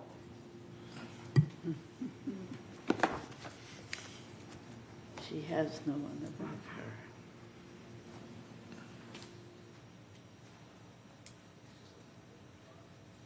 her. hard flooring here, that's here, stays. Would you speak to the microphone, please? We got to hear you. The hard surface flooring that's here stays. Okay. I will when I speak. Standard 9 is flawed. And the reason it's flawed is because they came up with a number without doing a field test. The term AIIC means Apparent Impact Isolation Class, and it is only determined with a field test. VMS did not do a field test, and 57, according to engineer reports, is not attainable. You all had in your box the mistakes that VMS has made. They're using an invalid number because no field test was done. There's no way to know if 57 is reachable just by adding up the numbers of the components. That is not an accepted way to determine an AIIC or an FIIC. Those require an on-site field test. They're saying that the engineers' reports that have been done, aside from TWE-SIT's engineers' report saying it's not going to be met, which is an expert, bona fide engineer saying Standard 9 does not work. The field tests that have been done in the past all failed code unless area rugs were added. The field test that was done in 2019, where the numbers went from September in the 40s to September of 2019 to July of 2020, where the numbers were all above. They were 65, 52, 50. All required area rugs to be installed before those high numbers were achieved. We have to know exactly what our assemblies can do when you make these alterations and try to find the best way to get the best attenuation. That is a field test with patches. If you decide not to do that, I recommend that this board by itself consult an acoustical engineer and show them the documents of Standard 9 plus TWE-SIT's desk-based assessment to see if Standard 9 is workable at all. Thank you. Okay, Richard Rader. Good morning, Nick. I'm making my comments for you all to know I live on the bottom floor and I do have sound problems, but I'm not here to talk about that. I'm here about the process. And at a prior meeting, I heard Director Mitchell go into greater depth about the process that people have available to them. And I'd like her, if she would, to tell us more about that committee. And number one, how many people are coming to that committee? How many of the issues have been resolved through the process that you use in that committee? And how were they resolved? Because I think that's very important to know. And the last thing, with regard to the neighbors of Director Barada, after we hear what I've just requested, it might be interesting to know whether her neighbors have taken advantage of that committee. Thank you, Dick. Actually, Tony, you had your 3 minutes, and right now we're going to keep it going. Can we hear Okay. No, we have to keep going. Phyllis, did you have something to add at this time? I know there's a request for some explanation. You're probably not really ready to go down that road. I have read through all of Standard 9 beginning to end. I have met with compliance to find out how many people have taken advantage of this, what have the results been. The overwhelming majority are resolved before they ever even get to a sound test. All right. And I believe I was at one meeting where I don't know if it was Alan or not who said that there have only been 3 cases in 20 years. Yeah. Yeah. Yeah, who was first over here? I think Tony. Tony? Thank you, Mr. We just heard that, and I've heard this repeated, the fallacy of insufficient instances. Alan said there's been 2 people. We have heard here from the audience and from here, at least 10 people get up. So that there's only been 2 incidents report is a fallacy of insufficient instances. And another thing that nobody's talking about is that whole section of 4.6 is verbatim out of third, and it does not relate to the fact that we live in a co-op. Thank you. I think Kathy was next. Point of order. Point of order? Point of order, and that takes precedence. We should be discussing a motion. We should not be just going back and forth. And Kathy started to try to make a motion. I don't know if that was a complete motion, if it was seconded, but we're just kind of doing a round robin. And I think we should go back to a motion, a second, a vote. Okay, I'll tell you, that's where we will do the motion. We will Yes, get the I'll second, make a and I want Phyllis to have one more statement. Sure. So your motion, would you like to read your motion? So my motion is to get an acoustical engineer to come and to actually do a current sound testing so that we can have all of that information in our records for the Standard 9, so that when people do get up the courage to follow through and put in a complaint, we can have the information available to them. Do you have a dollar amount?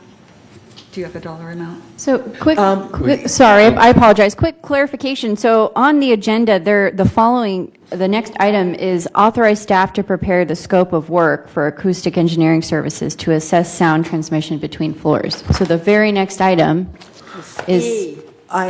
I understand that, but I thought when, in the beginning, we talked about it, that we, because of the small dollar amount, say, as Sue, Director Quam had said, not to exceed maybe $1,000 if it's between $150 and $300 an hour, to simply proceed with the motion and the vote rather than going through this other process that will take another month or so. That was what I thought I heard in the beginning. Alan?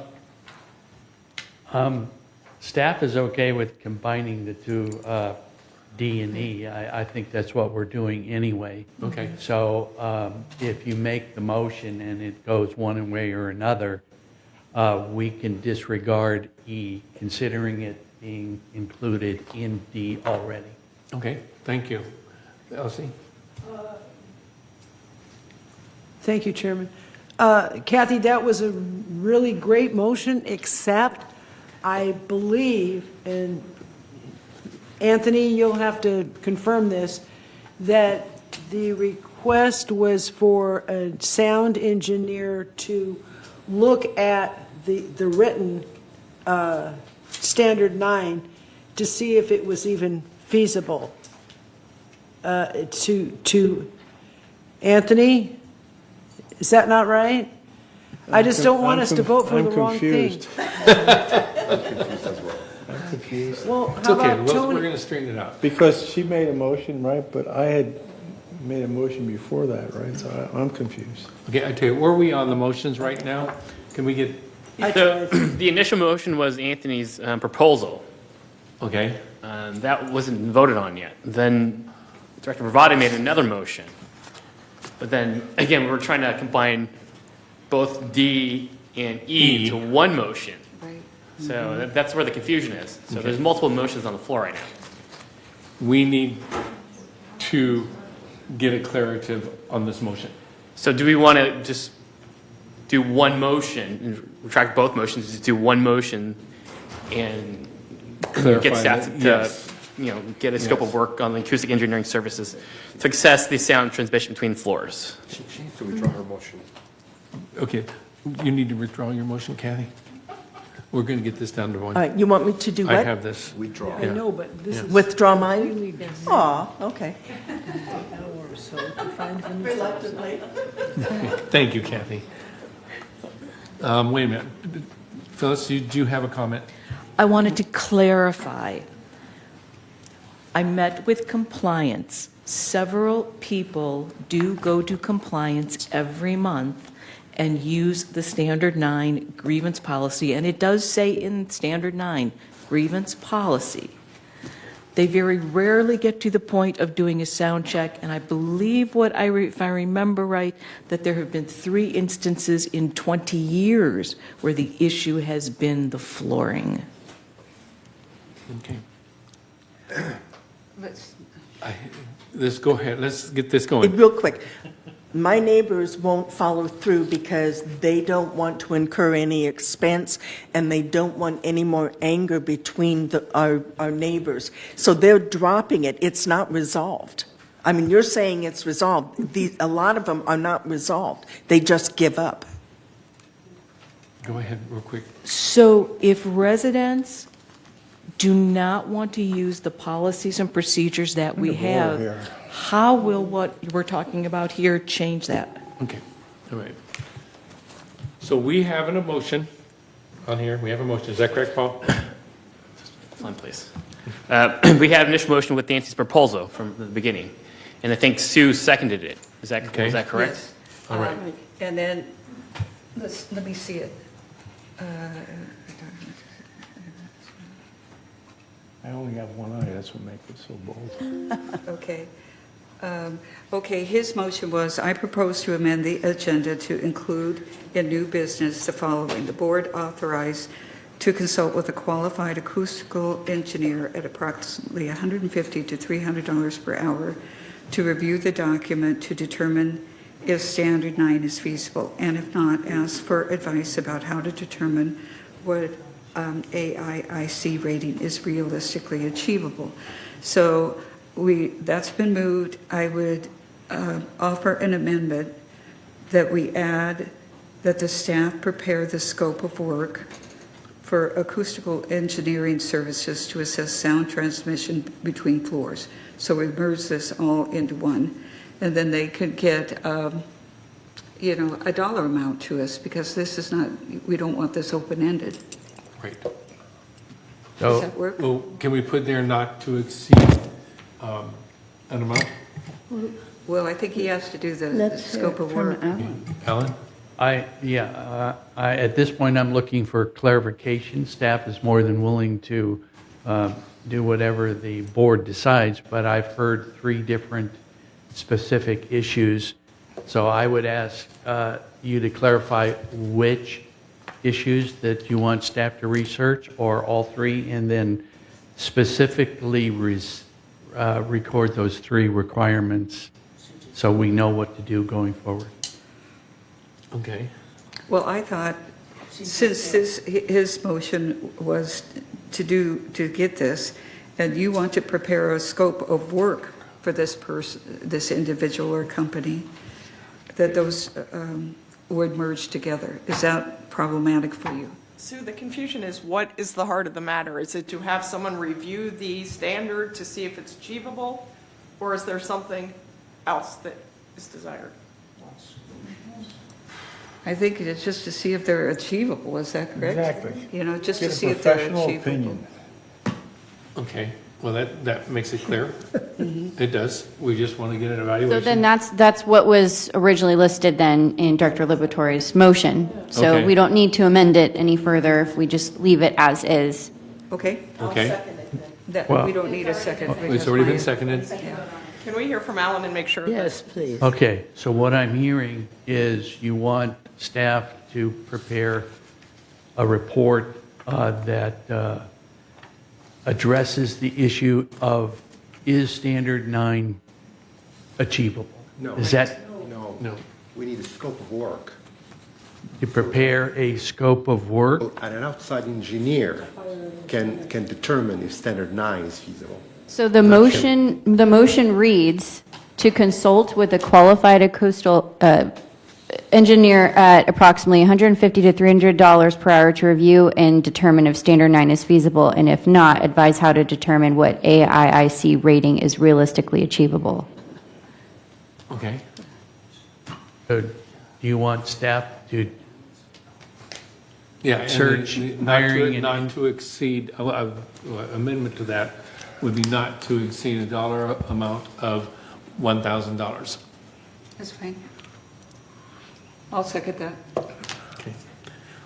Okay, so the motion Wait, is, wait. are we ready to? So- Oh, go ahead. I'm sorry. To be clear, you want staff to prepare a report, A scope of work, not a a scope of report. work, sorry, Yeah. that addresses the issue. One, is Standard 9 achievable? Is that what we're, for an outsider to come in. For an outside It says right to what it look at says. Standard 9. That's what and it says. and then What it when says. we solicit those bids from acoustic engineers, that is the scope of work that we will provide. Can you do this scope of work, come in and assess the standard for achievability? Correct. Correct. And what would it cost, I guess? Okay. All right. As long as, are there any other concerns or issues to be addressed in this? Are you sure you want to limit it to a not to exceed amount of $1,000? It's premature, I think, Okay. to We don't know. do that. Let's leave it out. Okay, we'll leave the dollars amount Let's leave out? the dollar amount Okay, out. I They'll come withdraw back to that. us. We can do a report, and then with that report, the dollar amounts will be presented, and then the board or ACSC committee, I'm not quite sure procedurally how this works. If it goes back to the ACSC committee, if it goes to maintenance and construction. I think it goes back to the ACS committee. Okay. And they get it ready, and then it comes here as a final request or whatever we're When going the to need. report is done. Okay? We don't need to debate this on, Doing a report, just a scope of work. Yes. Yes. So we will go to a number of acoustic engineers, give them the request or issue, let them know the scope of work that we're looking to have them consult on, and then get their responses and prepare that in a report, and we'll present that at the next ACSC meeting. okay, thank you. Okay. Terry, did you have one quick question? I think we're going back to combining the motions again, because the first motion was the scope of what, for him to do the report. The second motion was to do a scope, which is really just preparing what the proposal looks like. And I think what you just said is to do that and go to those people. I don't think we're doing that second part. And that's where the $1,000 comes in, is the concern of only 1,000. That's just to do the report. That's not to do the work. That's just to do the report. Is that correct? Not exactly. Okay, all right. No, that's okay. No, this is going to. So, if I may, what staff will do is they will take the request that has been presented here this morning, contact several acoustic engineers, get their responses, get their fee schedules, and then come back Great. with that full report to the ACSC committee. Yes. And then the ACSC committee will review those reports, review the fees that they potentially will charge, and then make their recommendations then to the board. Perfect. Thank you. All right, I am calling for a vote on the screen. Okay.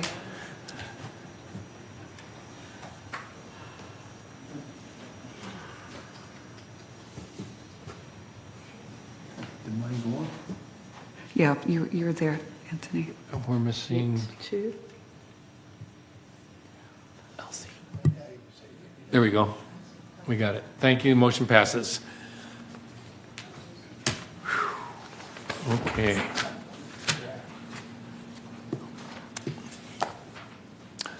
All right, so Do we're we need a- going to move on. Go We already ahead. did E already, so we're going to move on to new business. Okay. All right, number 12, new business. We need a motion to approve the revised financial qualifications policies that were given back in June on the met the 28 day. Would you like to read this? This is 12A. 12A.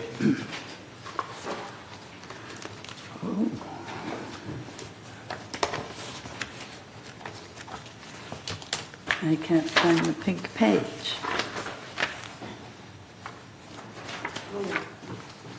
Where is the pink page? 35 of 48. Right. Maggie. Okay. Yeah. 35. They don't have the pink sheet. 48. 35 of 48. 5. 5 or 35? I got it. Right. Okay. Resolution 0126XX, Financial Qualifications Policy. Whereas the corporation seeks to protect and preserve its financial integrity, and whereas United wishes to clarify and formalize its existing policies for membership qualification by revising its financial qualifications policy to include, but not limited to, revisions to its income and assess requirements, credit reports and FICO scores, and guarantor provisions. Now therefore be it resolved July 14, 2026, that the Board of Directors of this corporation hereby approves and adopts the amended financial qualifications policy as attached to the official minutes of this meeting, and resolve further that staff is hereby directed to disseminate this information to the Realty Committee. Would that be Realtor Committee or Realty? Either way, serving Laguna Woods Village, and resolve further that Resolution 012460, adopted June 11, 2024, is hereby superseded and canceled. Resolve further that the officers and agents of this corporation are hereby authorized on behalf of the corporation to carry out the purpose of this resolution.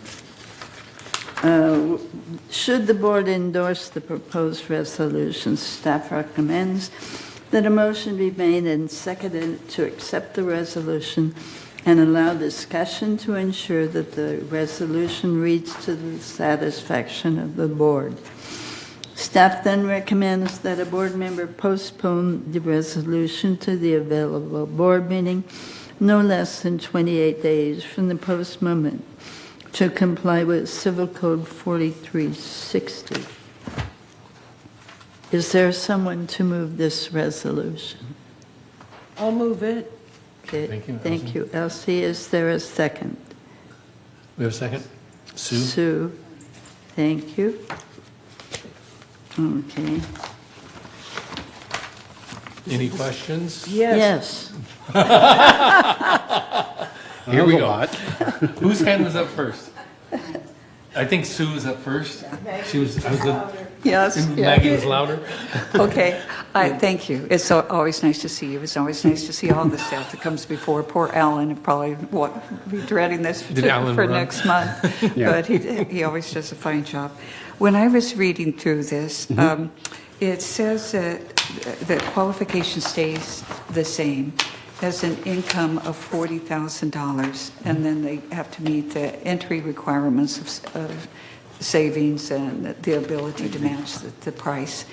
And, you know, my concern is that this makes it very difficult for people who are coming in here and they only have $40,000. And, you know, the cost of living and everything continues to rise. What does third require? And then the guarantor section, and basically I think that is a person that is, well, you explained it, but I think they're attesting that they will cover all the fees for the individual, and that is then $24,000 for them. Are those reasonable amounts? Yeah, I mean, third has a higher income. There's a 60,000.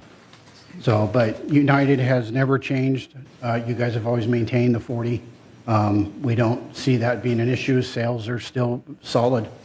And the guarantor just guarantees if the person is not meeting the financial requirements that they have a backup. That way it make sure all your dues are paid. So you have a backup to the person that's purchasing. Okay, my concern is that we may be setting these people up, but they only have a $40,000 income. And because it goes up every year, it has to because of inflation. So, but if, that's up to the board. Yeah, we're not changing anything with the financial, the dollar amounts. All we were proposing was just enhancements of current policy practices that staff does. So everything is on the red line of all the changes. We're just I more understand. clarification. I just disagree with the 40,000. I think we Okay. should be going to the 60. We're not changing the dollar amounts. No, I understand that. You're recommending. Yeah. I was watching here and I have a left and right. Who had it up? I was. Okay, go ahead, Elsie. Thank you. Otherwise, I'll forget Hurry, where go. my You're on. place marks are. Hi, Jeff. Just in order, okay, first of all, I notice on, now, I could be reading this wrong. I'm number one at that. Excluded from consideration, oh, and this is in the section, I'm sorry, this is one. What page are you on? Well, I'll just, it's the, see, told you. 23 of 48. That would have been simple, right? Thank you. 23 of 48. And then there's a numeral 2. And then J, community property. So excluded from consideration are the following. Now, this is consideration for assets you have to have on hand, right? And it says community property. Yeah. Well, if a man and a lady are buying, or I shouldn't say a man and a lady, if a married couple are buying in the state of California, if in the state of California, everything acquired during a marriage is community property, basically.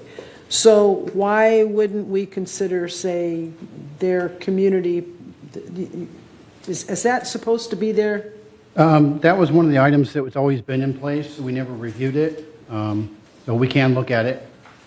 Yeah, I'd appreciate that because I think it's just, I know we do it because We do account for it. well, I know we allow it. There's probably a history behind it. We did not review that during the discussion, so we can review it and get back to you. Or make an enhancement if that's what you like. Or maybe if they're still married and they aren't filing a joint return, we're not going to let them, I can see situations, but this is pretty flat. Excluded from consideration are the following: community property. So I just wanted to bring that to your attention. And then the other one, this is on the next page, number 5, acceptable verifications include, among others. And I'm looking at the red line I, and I know we talked about this during the governing docs, and I know you don't think we've ever looked at it, and I know No, we what did. your We opinion had is. this discussion, and out of state income, we don't count that. So No, it doesn't that's why say- we're it- crossing it. Or actually, It doesn't say that. you're right. This is a striked out version because now most people do work remote, and they work for remote companies that are out of state. So we Yeah, agreed but- that we were going to remove that. Okay, but I guess I'm going to put it to the board because the board can change it or not. But my contention is it's just ink. It's just a little bit of ink. And back in the day, and I know this wasn't 1846, this was just a few years ago, the out-of-state income for any of you guys, like, say you were working in Missouri, and then you retired, and you moved to California, or you buy your property online, say. So you're leaving Missouri, coming to California, but you filed your federal tax return, which you turn in, and to meet your income requirement includes the salary from the business in Missouri. Okay, so say they're still working for that business, and if that's what they're depending on, I just don't think a letter is that much to ask, and otherwise, the answer might be, too bad, so sad. Yeah, we agreed that, it was irrelevant because out of state workers or comments, so that we don't want We to. didn't agree. You agreed. I just thought I'd Well, bring it up the again. committee agreed that we would strike that out. Well, yeah, I'm on the committee, and I'm just bringing it up Okay. again because I think it's my fiduciary responsibility. And the last thing that, and it's all good, right? The last thing is, I wondered why we struck the very last page of that section, which is page 27 of 48. The very last sentence has been struck. A staff report recommending approval or denial of the applicant is prepared and attached to the membership packet for the board's consideration and action. And well, again, what's the harm of that sentence? I don't know why we struck it. Because did not that come was up in the meeting. summing an old board, like the board package you guys are seeing here, where now we do it separately via DocuSign.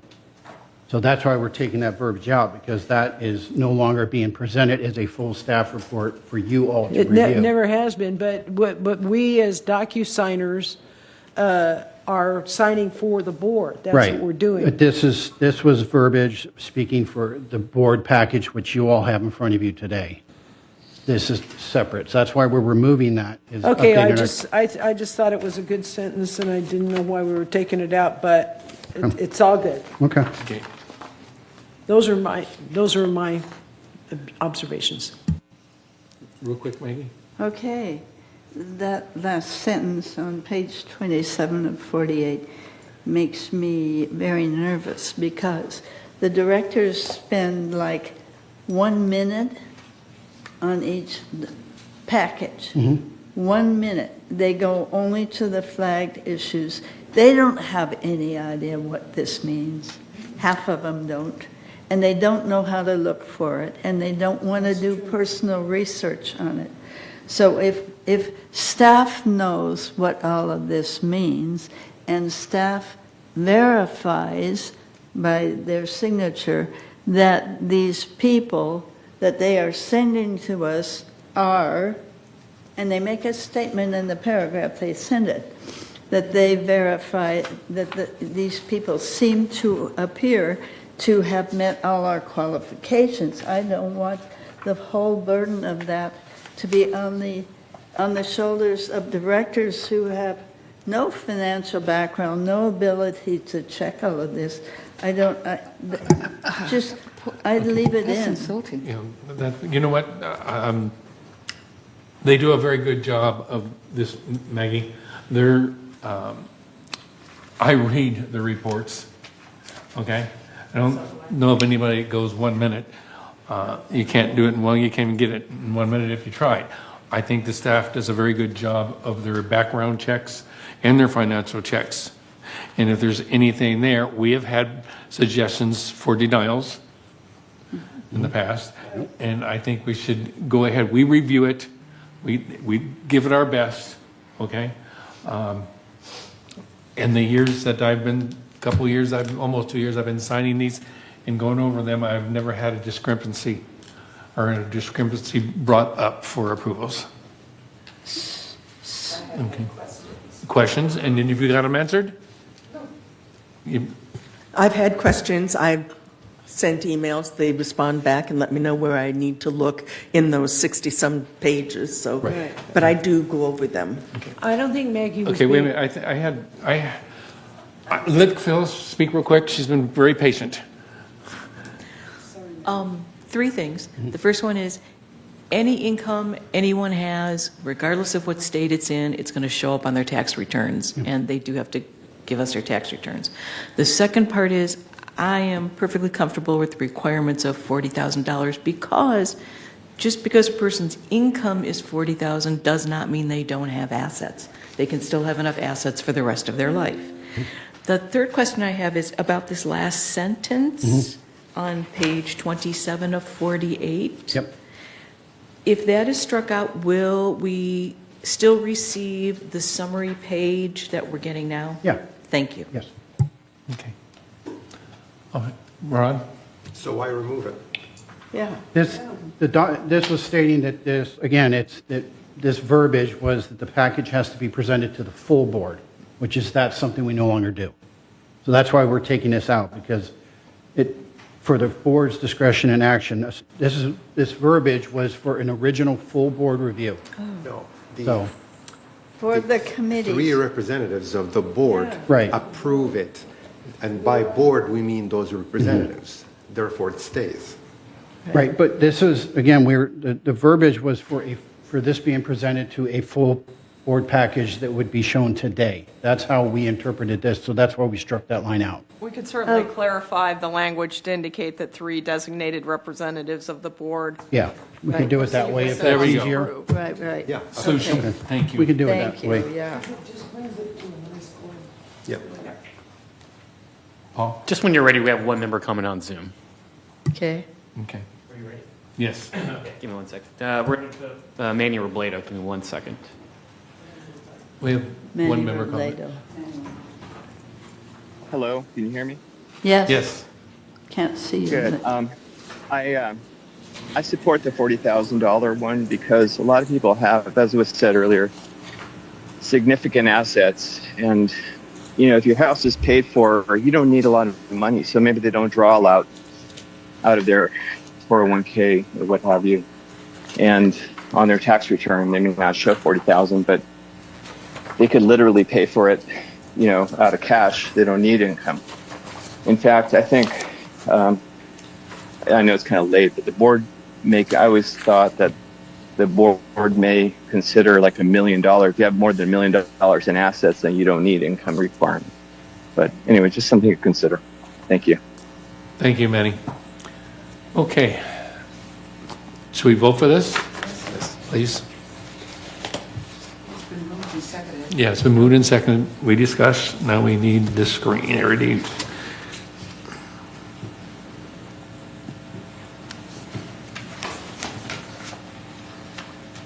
There's a very clear picture. Thank you. Motion passes. Thank you very much, Sam. Thank you. All right. Get back to the front here.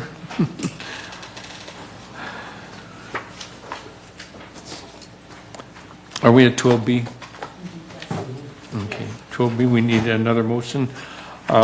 You want to read this, Maggie? I'm looking. That's okay. I don't have it. Here, I read mine. Yes, I do. Thanks. Okay. Develop a resolution 0126XX, develop and implement an inspection program.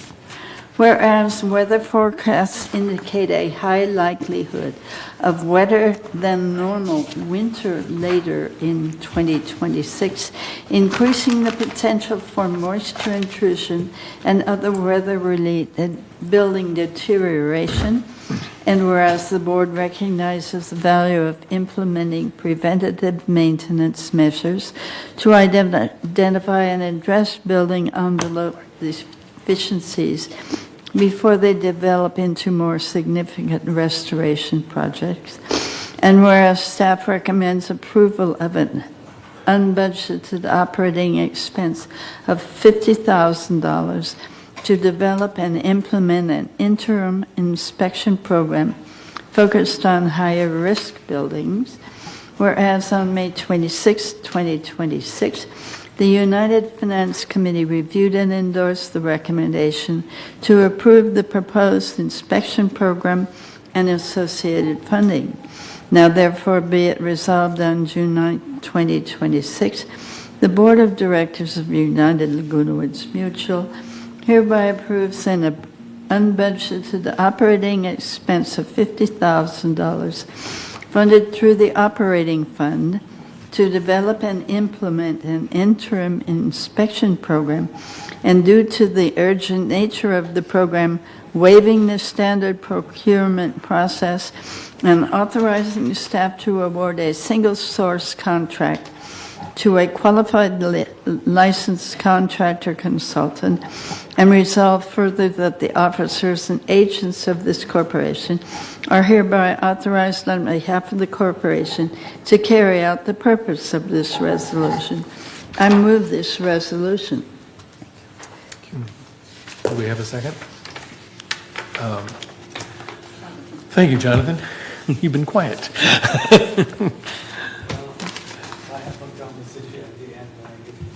Okay. We have some comments on this, Murad? Yeah, thank you, Mr. President, and thank you for this motion. It's important, so I don't go through the genesis of it because I think we all know what it is. I just have a question, Ian. In the scope of work, it mentions 25 pre-selected buildings. How did you come up with the number? Is it just based on the $50,000, or did you guys go through the criteria to identify the high-risk buildings and identified only 25 high-risk buildings in the community? Yeah, so we have not identified 25 buildings per se, but looking at the overall scope of work and what we would be asking for a consultant to do, we believe that 25 buildings is going to most likely be the cap of what you would get. So that's what we put in the scope of work. However, that can always be adjusted when interacting with a qualified firm. I'm sorry. We identified a couple of criteria to be used. We said at least 10 years since the last paint. So that could be more than 25. And 10 or more service requests associated with water intrusion or plumbing leaks. You put these, what we asked for you guys to use those criteria and determine what the high-risk list is. It could be 60. If that requires more than $50,000, we're willing to pay for it. So I don't want the $50,000 to be a limit to how many buildings we're doing, because it looks like someone took $50,000 divided by 2,000 a building, he's 25. We don't want that. Okay. Thank you. We're happy to take the direction to scratch that out of the scope of work and move forward. Whatever the number is, and we'll pay for it. So what we want here is to see the amount of buildings with these criteria that you just mentioned. With the We should use with those with the 10 criteria. tickets. Was it 10 tickets? And the 10-year. And the 10-year. So and see what we 10 come years up of with. paint and a minimum of 10 tickets, and I think that's what we're looking for. Kathy? Okay, I'm a little bit confused about the scope of work and the $50,000. In my cul-de-sac and in suing, say, half a mile or whatnot, currently there are over 25 balconies that have already been tested because of dry rot. So with this assessment, what buildings are you going to look at that's going to improve upon what's going on right now for the painting process? How are you going to select buildings that aren't on the schedule? I mean, I'm just confused about, because this is what they're going through right now as far as for painting and all of the damage or the dry rot that they are finding. So how is this going to help us in the long run if, say, 50,000 is all you're talking about and 25 buildings out of 6,326? Ian, if you don't mind, I think I need to do the genesis. So those buildings are at the end of the 15-year program. Correct. Right.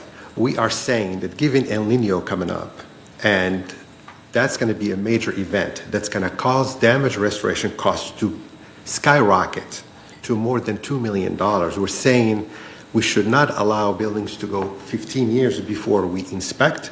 We should have an inspection cycle now for any building at 10 or more years, i.e. 5 years prior to the expiration of the paint program, and look into them, because 10 years is a long time. And if you have those buildings that are 10 years or more with some significant number of service requests associated with water leaks or water intrusion, we should look into them in addition to the ones that are being done at the expiration of the 15-year period, which is what you mentioned just now. So you're talking about when tickets are put in for damage restoration for water issues, those are the buildings that they're going to specifically do this additional check If they are prior 10 years to. or more since the last paint. Thank you. All right, all right. Ian, thank you. I think we did tell you $50,000, and that was the cap. And so you came back with a proposal that you thought would meet that $50,000. I don't know. I totally understand what people are trying to do. We have an extensive dry rot problem in our community. And so I kind of thought this was going to be like a sampling of, what's going on. And then, with the 10-year, because if we find that dry rot, we have to do something about it. So it's not just we do the inspection and then, never mind, we'll wait 5 years until the paint program catches up. Maybe this could be used as a baseline to say maybe that 15-year isn't appropriate. Maybe we need to do something else. So I understand where it came up with. Now I think the board has to decide if we want to put more in or less in or give direction to maintenance. What I see here, though, is we need to find out these buildings that need this, okay, by the ticket number and by the age of 10 or more, okay? And that's not what's here. That's not what is being presented to us. Okay, they're just saying 25 buildings. That meet those criteria. But they didn't use this criteria. Didn't use the So criteria. the to come up with criteria number would of the be- buildings. Could be more. Right, so the criteria is something that we would use to direct the consultant. The criteria is not going to be part of their specification of work that they bid off of. So how do they identify the building? to Yeah, them? how do they pick a building? Yeah, we'll give that to them. How do you give it to them? We run reports in the... Well, that's what I'm asking. Yeah. So there's a list, We haven't done that yet. but you will, We will, absolutely, based on the criteria. based on the criteria. Thank you. I think Maggie. Maggie, I think you were first. Okay. Thinking of rain, I think of hillsides, I think of buildings on hillsides. I think of my building in the flat with lawn all over. My building is not going to get flooded. Somebody's on a hillside might experience different things. I would like those people to be checked out rather than a building like mine, which is on the flat in the middle of nowhere. The service request would reflect that. Someone Yeah. with a slope issue would have had a service requesting. Right. Okay. Yeah. Okay. Okay, all right. So what my concern is about this is in the way that you're going to try and determine what buildings should be done. And I can only speak to this because just this last week, my building, 864, 865, 866, they started to look for dry rot because our painting schedule is coming up. Every single one of our balconies, mine has to be replaced almost 3/4. It's that bad. Yet I never had any major issues other than reporting that the gutters were separating from the building, which I did, and there wasn't anything that really needed to be done according, when I put in the complaints. So if in my little area, just my building, all of our balconies, all 4 of our balconies, we have serious dry rot, and yet I don't, if you look at tickets, I don't believe there's many tickets that have ever been put in. So to use that criteria to try and determine other buildings, I don't know that it's really going to work. And I don't think $50,000 is even going to come close. Well, that's why we want to get the buildings. Phyllis? I just want to clarify for my own usage. In the specifications of work, it talks about pretty much observation, non-destructive moisture observations, as opposed to the 15-year plan when looking for dry rot, where maintenance comes around and can poke holes to find out if there is dry rot in an area. So this is pretty much a field observation of exterior buildings. Is that correct? If I could direct you to page 9 of 12. Under field investigation 1.9, it discusses destructive observations there.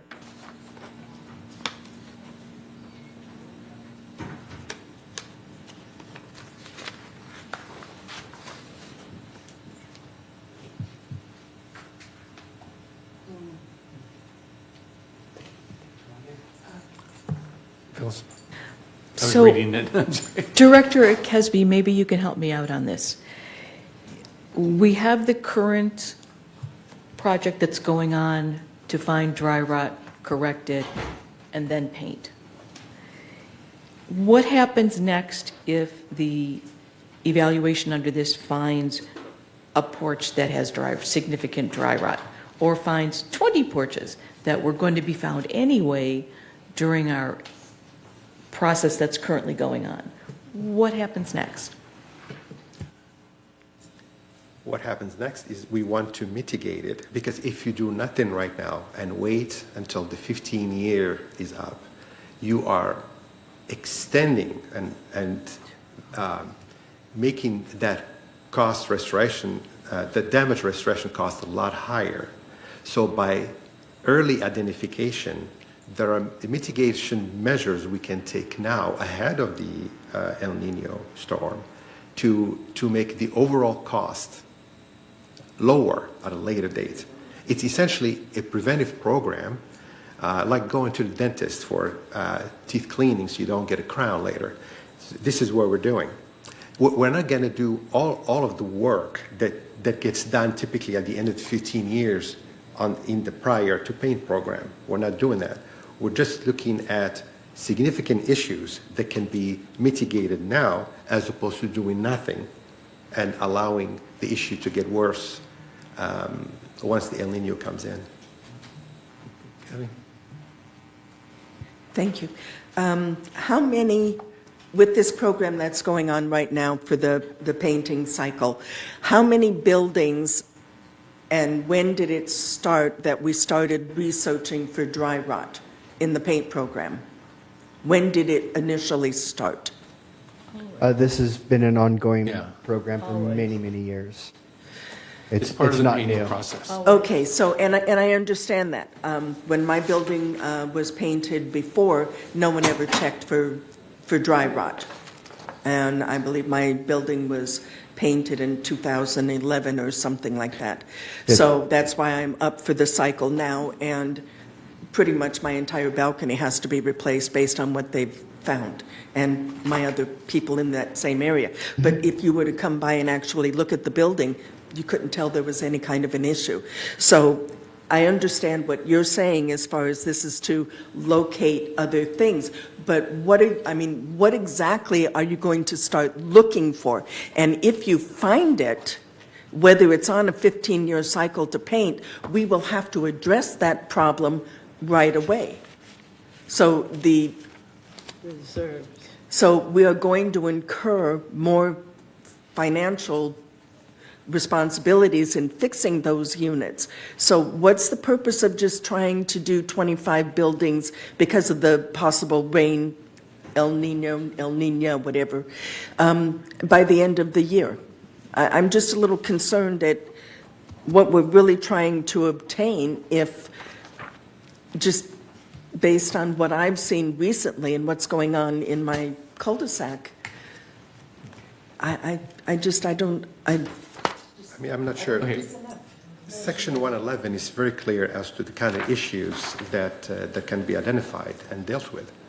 And these are the things from A to I. Those are the items they would be looking for.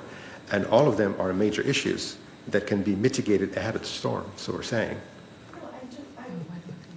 So I don't understand. I do understand. This is back and forth. Yeah, and Yeah, so we're I'm going to done. stop on this. Okay. Call. So we do have one member comment for you guys. Okay, well, I'm going to have the member comment. Okay, and then we're going to vote on this. Wait. Wait, we've been hacking this off.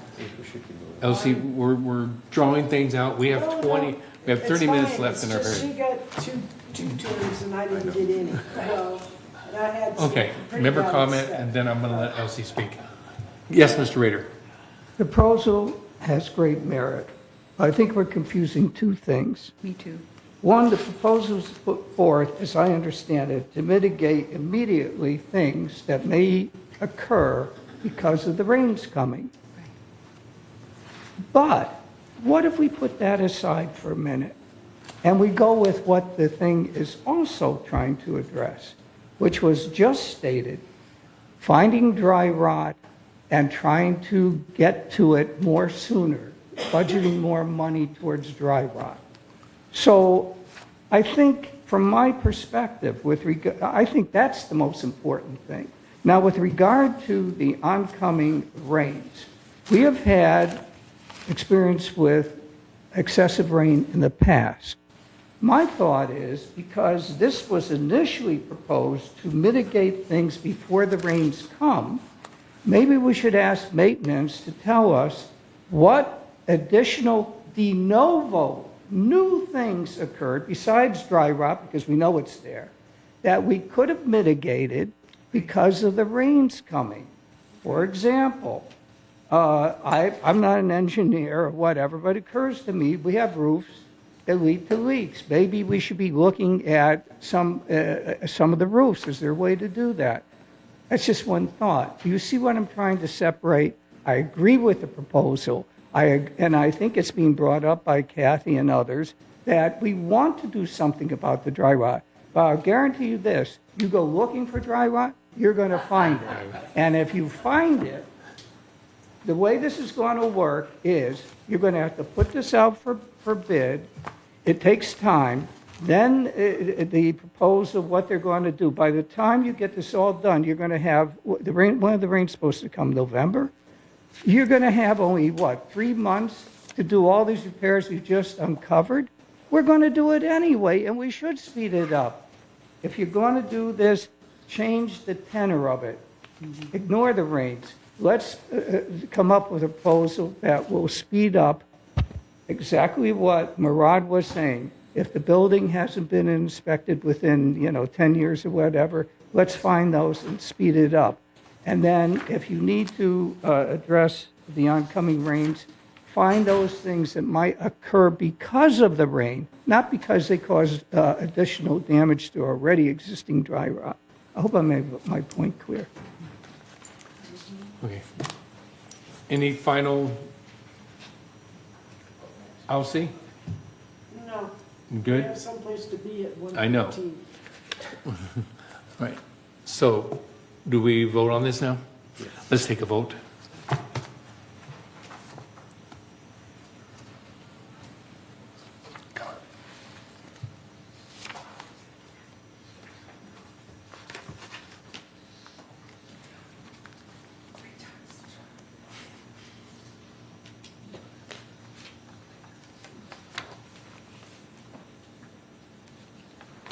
Somebody, we need one more vote.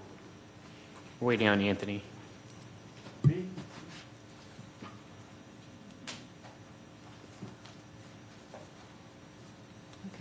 Hit that thing, Nancy. There you go. You got it. Okay. Passes. Thank you very much. All right. We are going to put it on high gear right now. We have about 20 minutes left. I'm going to look at C real quick. I think this is a real quickie, and we don't have to have a lot of discussion about that. And it's for the decision and possible action to establish a joint water conservation committee, directors to develop a committee charter. Any questions? That says it all. Concerns? I think we should vote on this. Yeah. We have a motion. Mary has a motion. Anthony, I'm Tony. Jonathan, second. Okay. All those in favor? Or do we have to do? I'll do this. We'll do this? Okay. Okay. Oh, okay, great. Good. Haven't got it. Did- Oh, Yeah. well, I marked it unanimous already. Pardon me? okay. We're Okay. good? Okay, Yep, we yep. passed it. Okay. Thank you. Committee reports, I'll tell you what, you guys, we have committee reports here. Give your fastest committee report you have right now. We need to really run through this. Okay.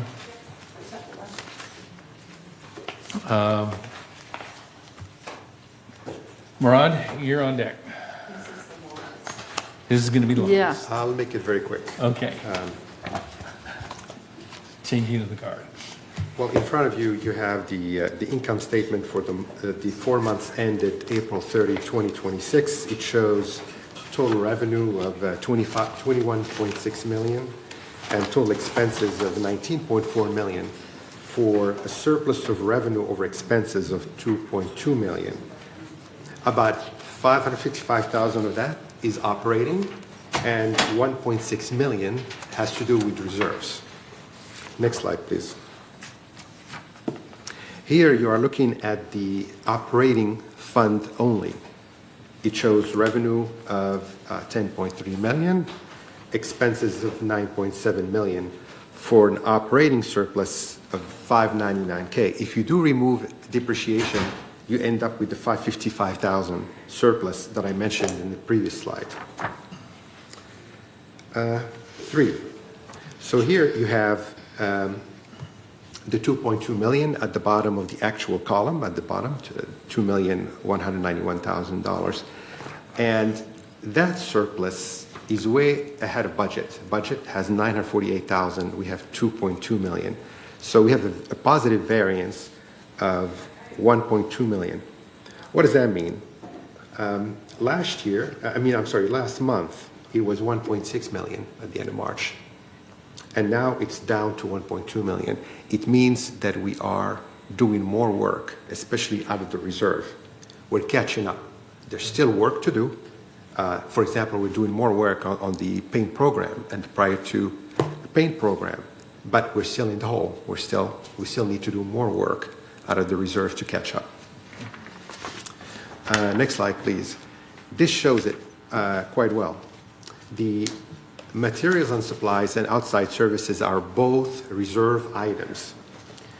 We are positive on materials and supplies to the tune of 418,000 because we are delayed in the paint program, but also there are deferrals with regard to the appliance program where residents are not getting their renewals done in a timely manner. Outside services was $700,000 positive in March when we looked at this last, and now it's down to $381,000. It means that we are catching up on our delays with regard to building maintenance and damage restoration work. So that's a good thing. Operating is still positive because we still have open positions in landscape, M&C, and some folks are still on leave. The last one is 167,000 positive because of a $100,000 adjustment made to receivables from residents that was deemed unjustified. Next slide. Here you just see the major revenue streams, non-assessment revenue streams. Number one, obviously, is investment income at 26%. It was 24% last month. Second, you have fees and chargebacks to residents for damage restoration. It's down from 29% to 20% because of the $100,000 adjustment I just mentioned. And then you have laundry at 12%, same percentage as last month. Here you look at non-assessment revenue. You look at actual, total of 667,000, second column from the left. Budget is 814, so we're 147,000 below budget, but that's primarily due to that adjustment I mentioned that hit the resident maintenance fee line, where you see a variance of 152,000 negative. That's because of that $100,000 adjustment I mentioned, and that is why we have that variance. Moving on to the next slide. This is fairly similar to last month. Employee compensation and outside services put together comes up to 46% of total compensation versus 44% last month. Moving on to the next slide.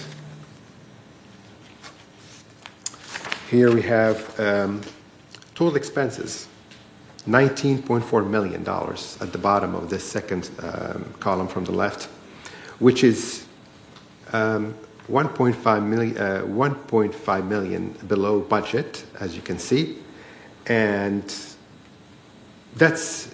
we're catching up. So this month, the actual is 93% of budget, and last month it was actually 89%.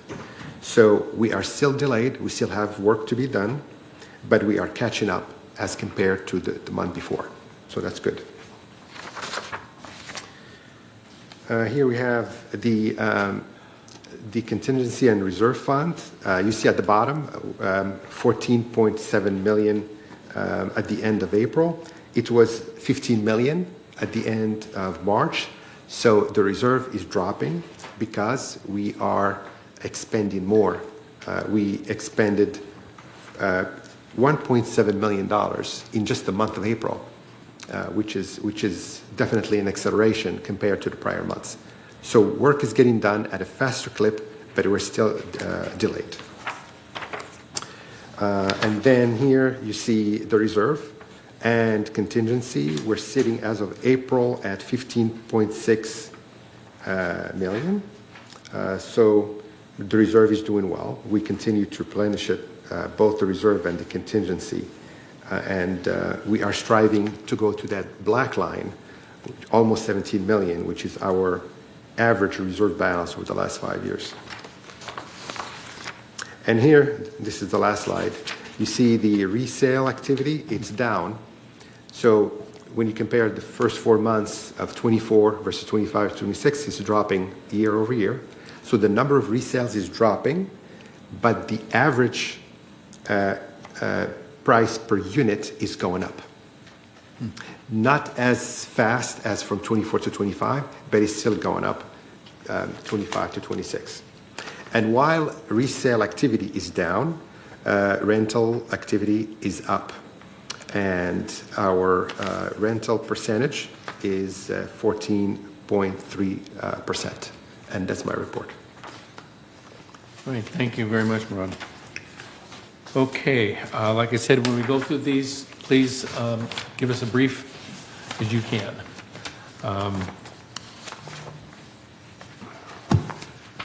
Tony, you're first. Report A and C. Thank you, Mr. Chair. Architecture Control Committee will meet again on June 18th. June 18th. Here at 9:30 in the morning. Everybody's welcome. It's an open meeting. Thank you, sir. Thank you. Elsie, you have the membership hearings. My report's going to take about 20 minutes. Okay, I hope that's okay. Oh, it's not okay? Okay. It's secret, I can't tell you, no information, but the hearings are very serious and very important. So I don't mean to lighten that, but I have to report on something I can't give you any information on. Thank you. So the next meeting is July 2nd at 9:00 a.m., but don't bother showing up. All right. Government documents review. Maggie? Yes, we reviewed some governing documents, and we will meet again next month. You may come. Anybody can come. Yes. And join in. Thank you. Landscape Committee. Sue has stepped out. Let's go on. Maintenance and construction, mine. The next maintenance and construction will be June 24th, 9 a.m. in this meeting. Please come and share. Energy Subcommittee, Tony? The Energy Subcommittee will meet next on July 13th, and it will be at 1:30 in the afternoon here in the boardroom. And that is an important committee. Come share and see what we're doing. We have Residential Advisory Committee. Tony?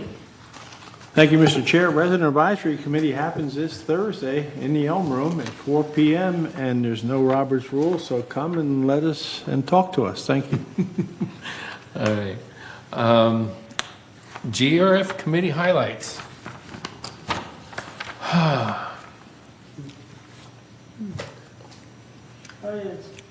Oh, Finance Committee. Yep. Yes, Mr. President. GRF Finance. The GRF Finance Committee met on May 8th. The main thing was we approved an appropriation of $400,000 to speed up the ERP implementation. The next meeting will be held on June 17th. June 17th, right. Okay. Activities Committee, Director Addington. The GRF Community Activities Committee met on May 14th, and the next meeting is June 11th at 1:30 p.m. And that's always a very lively, informative meeting, so all are welcome. All right. Landscape Committee, Sue has stepped out. Let's go to GRF Maintenance and Construction. Jonathan?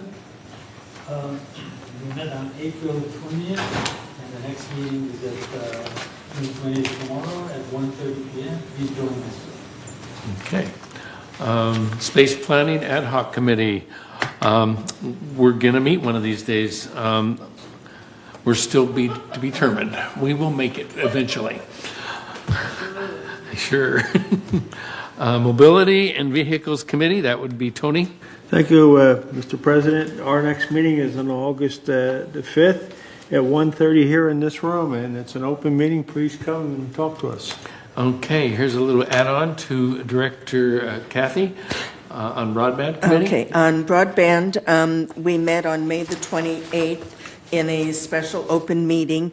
We covered some of the costs that are going to go into effect come January the 1st. And basically what it is, it's going to be a flat, an additional $40 to our association dues. But don't panic, because your West Coast internet bill will go away. And if you have any set-top boxes, that will go away. So that is pretty much okay. One other thing that I'd like to talk about, Cynthia mentioned about the internet. One of the issues that we are having with Ting Internet is that we currently have West Coast Internet and Ting Internet, and the two systems do tend to fight each other, and that could be why some of the areas aren't getting as high of megabytes or whatever it's called. So our next meeting for the broadband will be on August the 24th at 1:30 in this room. And then if I could go directly into the security and community access. Please. We met on April the 22nd. I covered a good portion of that in our May meeting. Our next meeting is June the 24th in this room at 1:30. All right.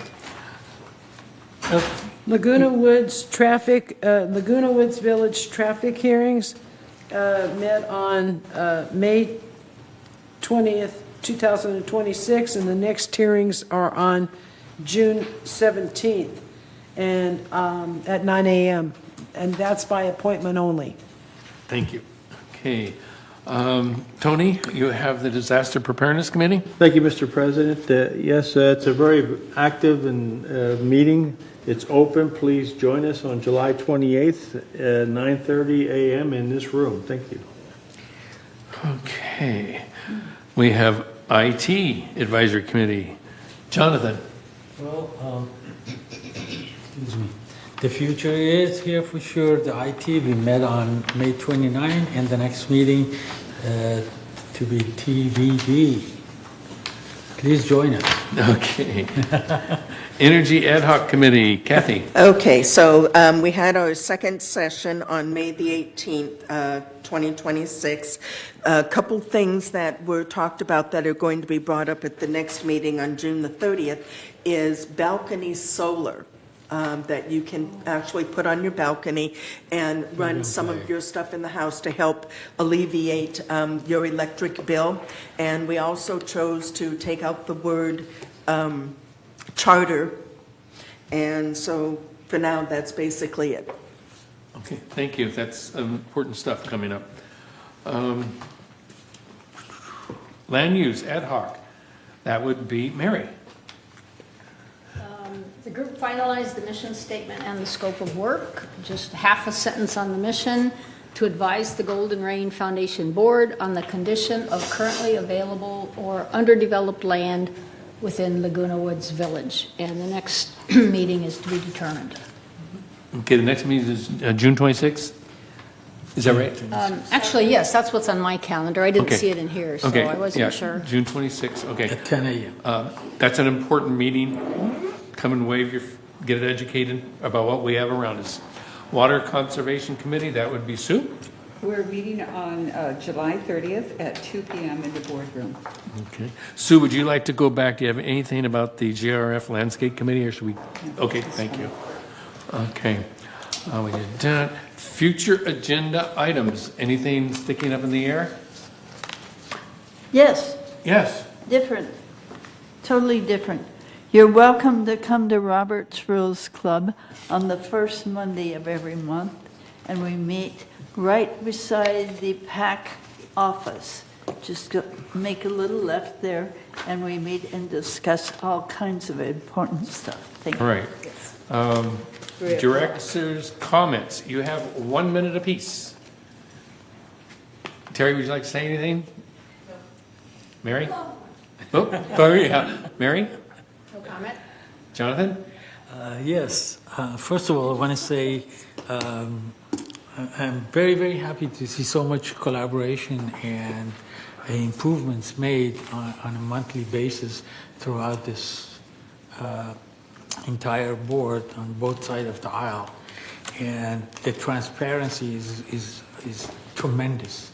And even though I'm part of several subcommittee, we go through the bolts and nuts of every subject that we discussed even today, but bring it up to the full board for additional discussion, I think it's beyond my belief. So thank you so much, the staff. Thank you so much, VMS, for all the hard work. And thank you, the volunteers. Okay. Kathy? No comments, thank you. Tony? Thank you, Mr. President. I have nothing, thank you. Okay, Sue? Over on the side, Maggie? Okay, I just want to say that for those of you who pray for rain every month, or in certain times of the year, certain religions and entities do that, I want you to hold it back a little bit this year, please. Thank you. Murad? No comment, thank you, Mr. President. Elsie? No comment, thank you. All right, I'm not going to say anything. I am going to say something, excuse me. I have to say something. You guys, I love the way we challenge each other. I love the way that we react to each other. I see a lot of great compassion here going on. So let's take lunch and go upstairs and, oh, wait a minute, I'm getting a look. Do I have? 12:45. Pardon me? We'll have till 12:45. 30 minutes for lunch. Yeah, okay, 30, okay, you got 12:40, we got 30 minutes to lunch, let's go upstairs and have lunch. Meeting is at recess. Right. That's right, that's right.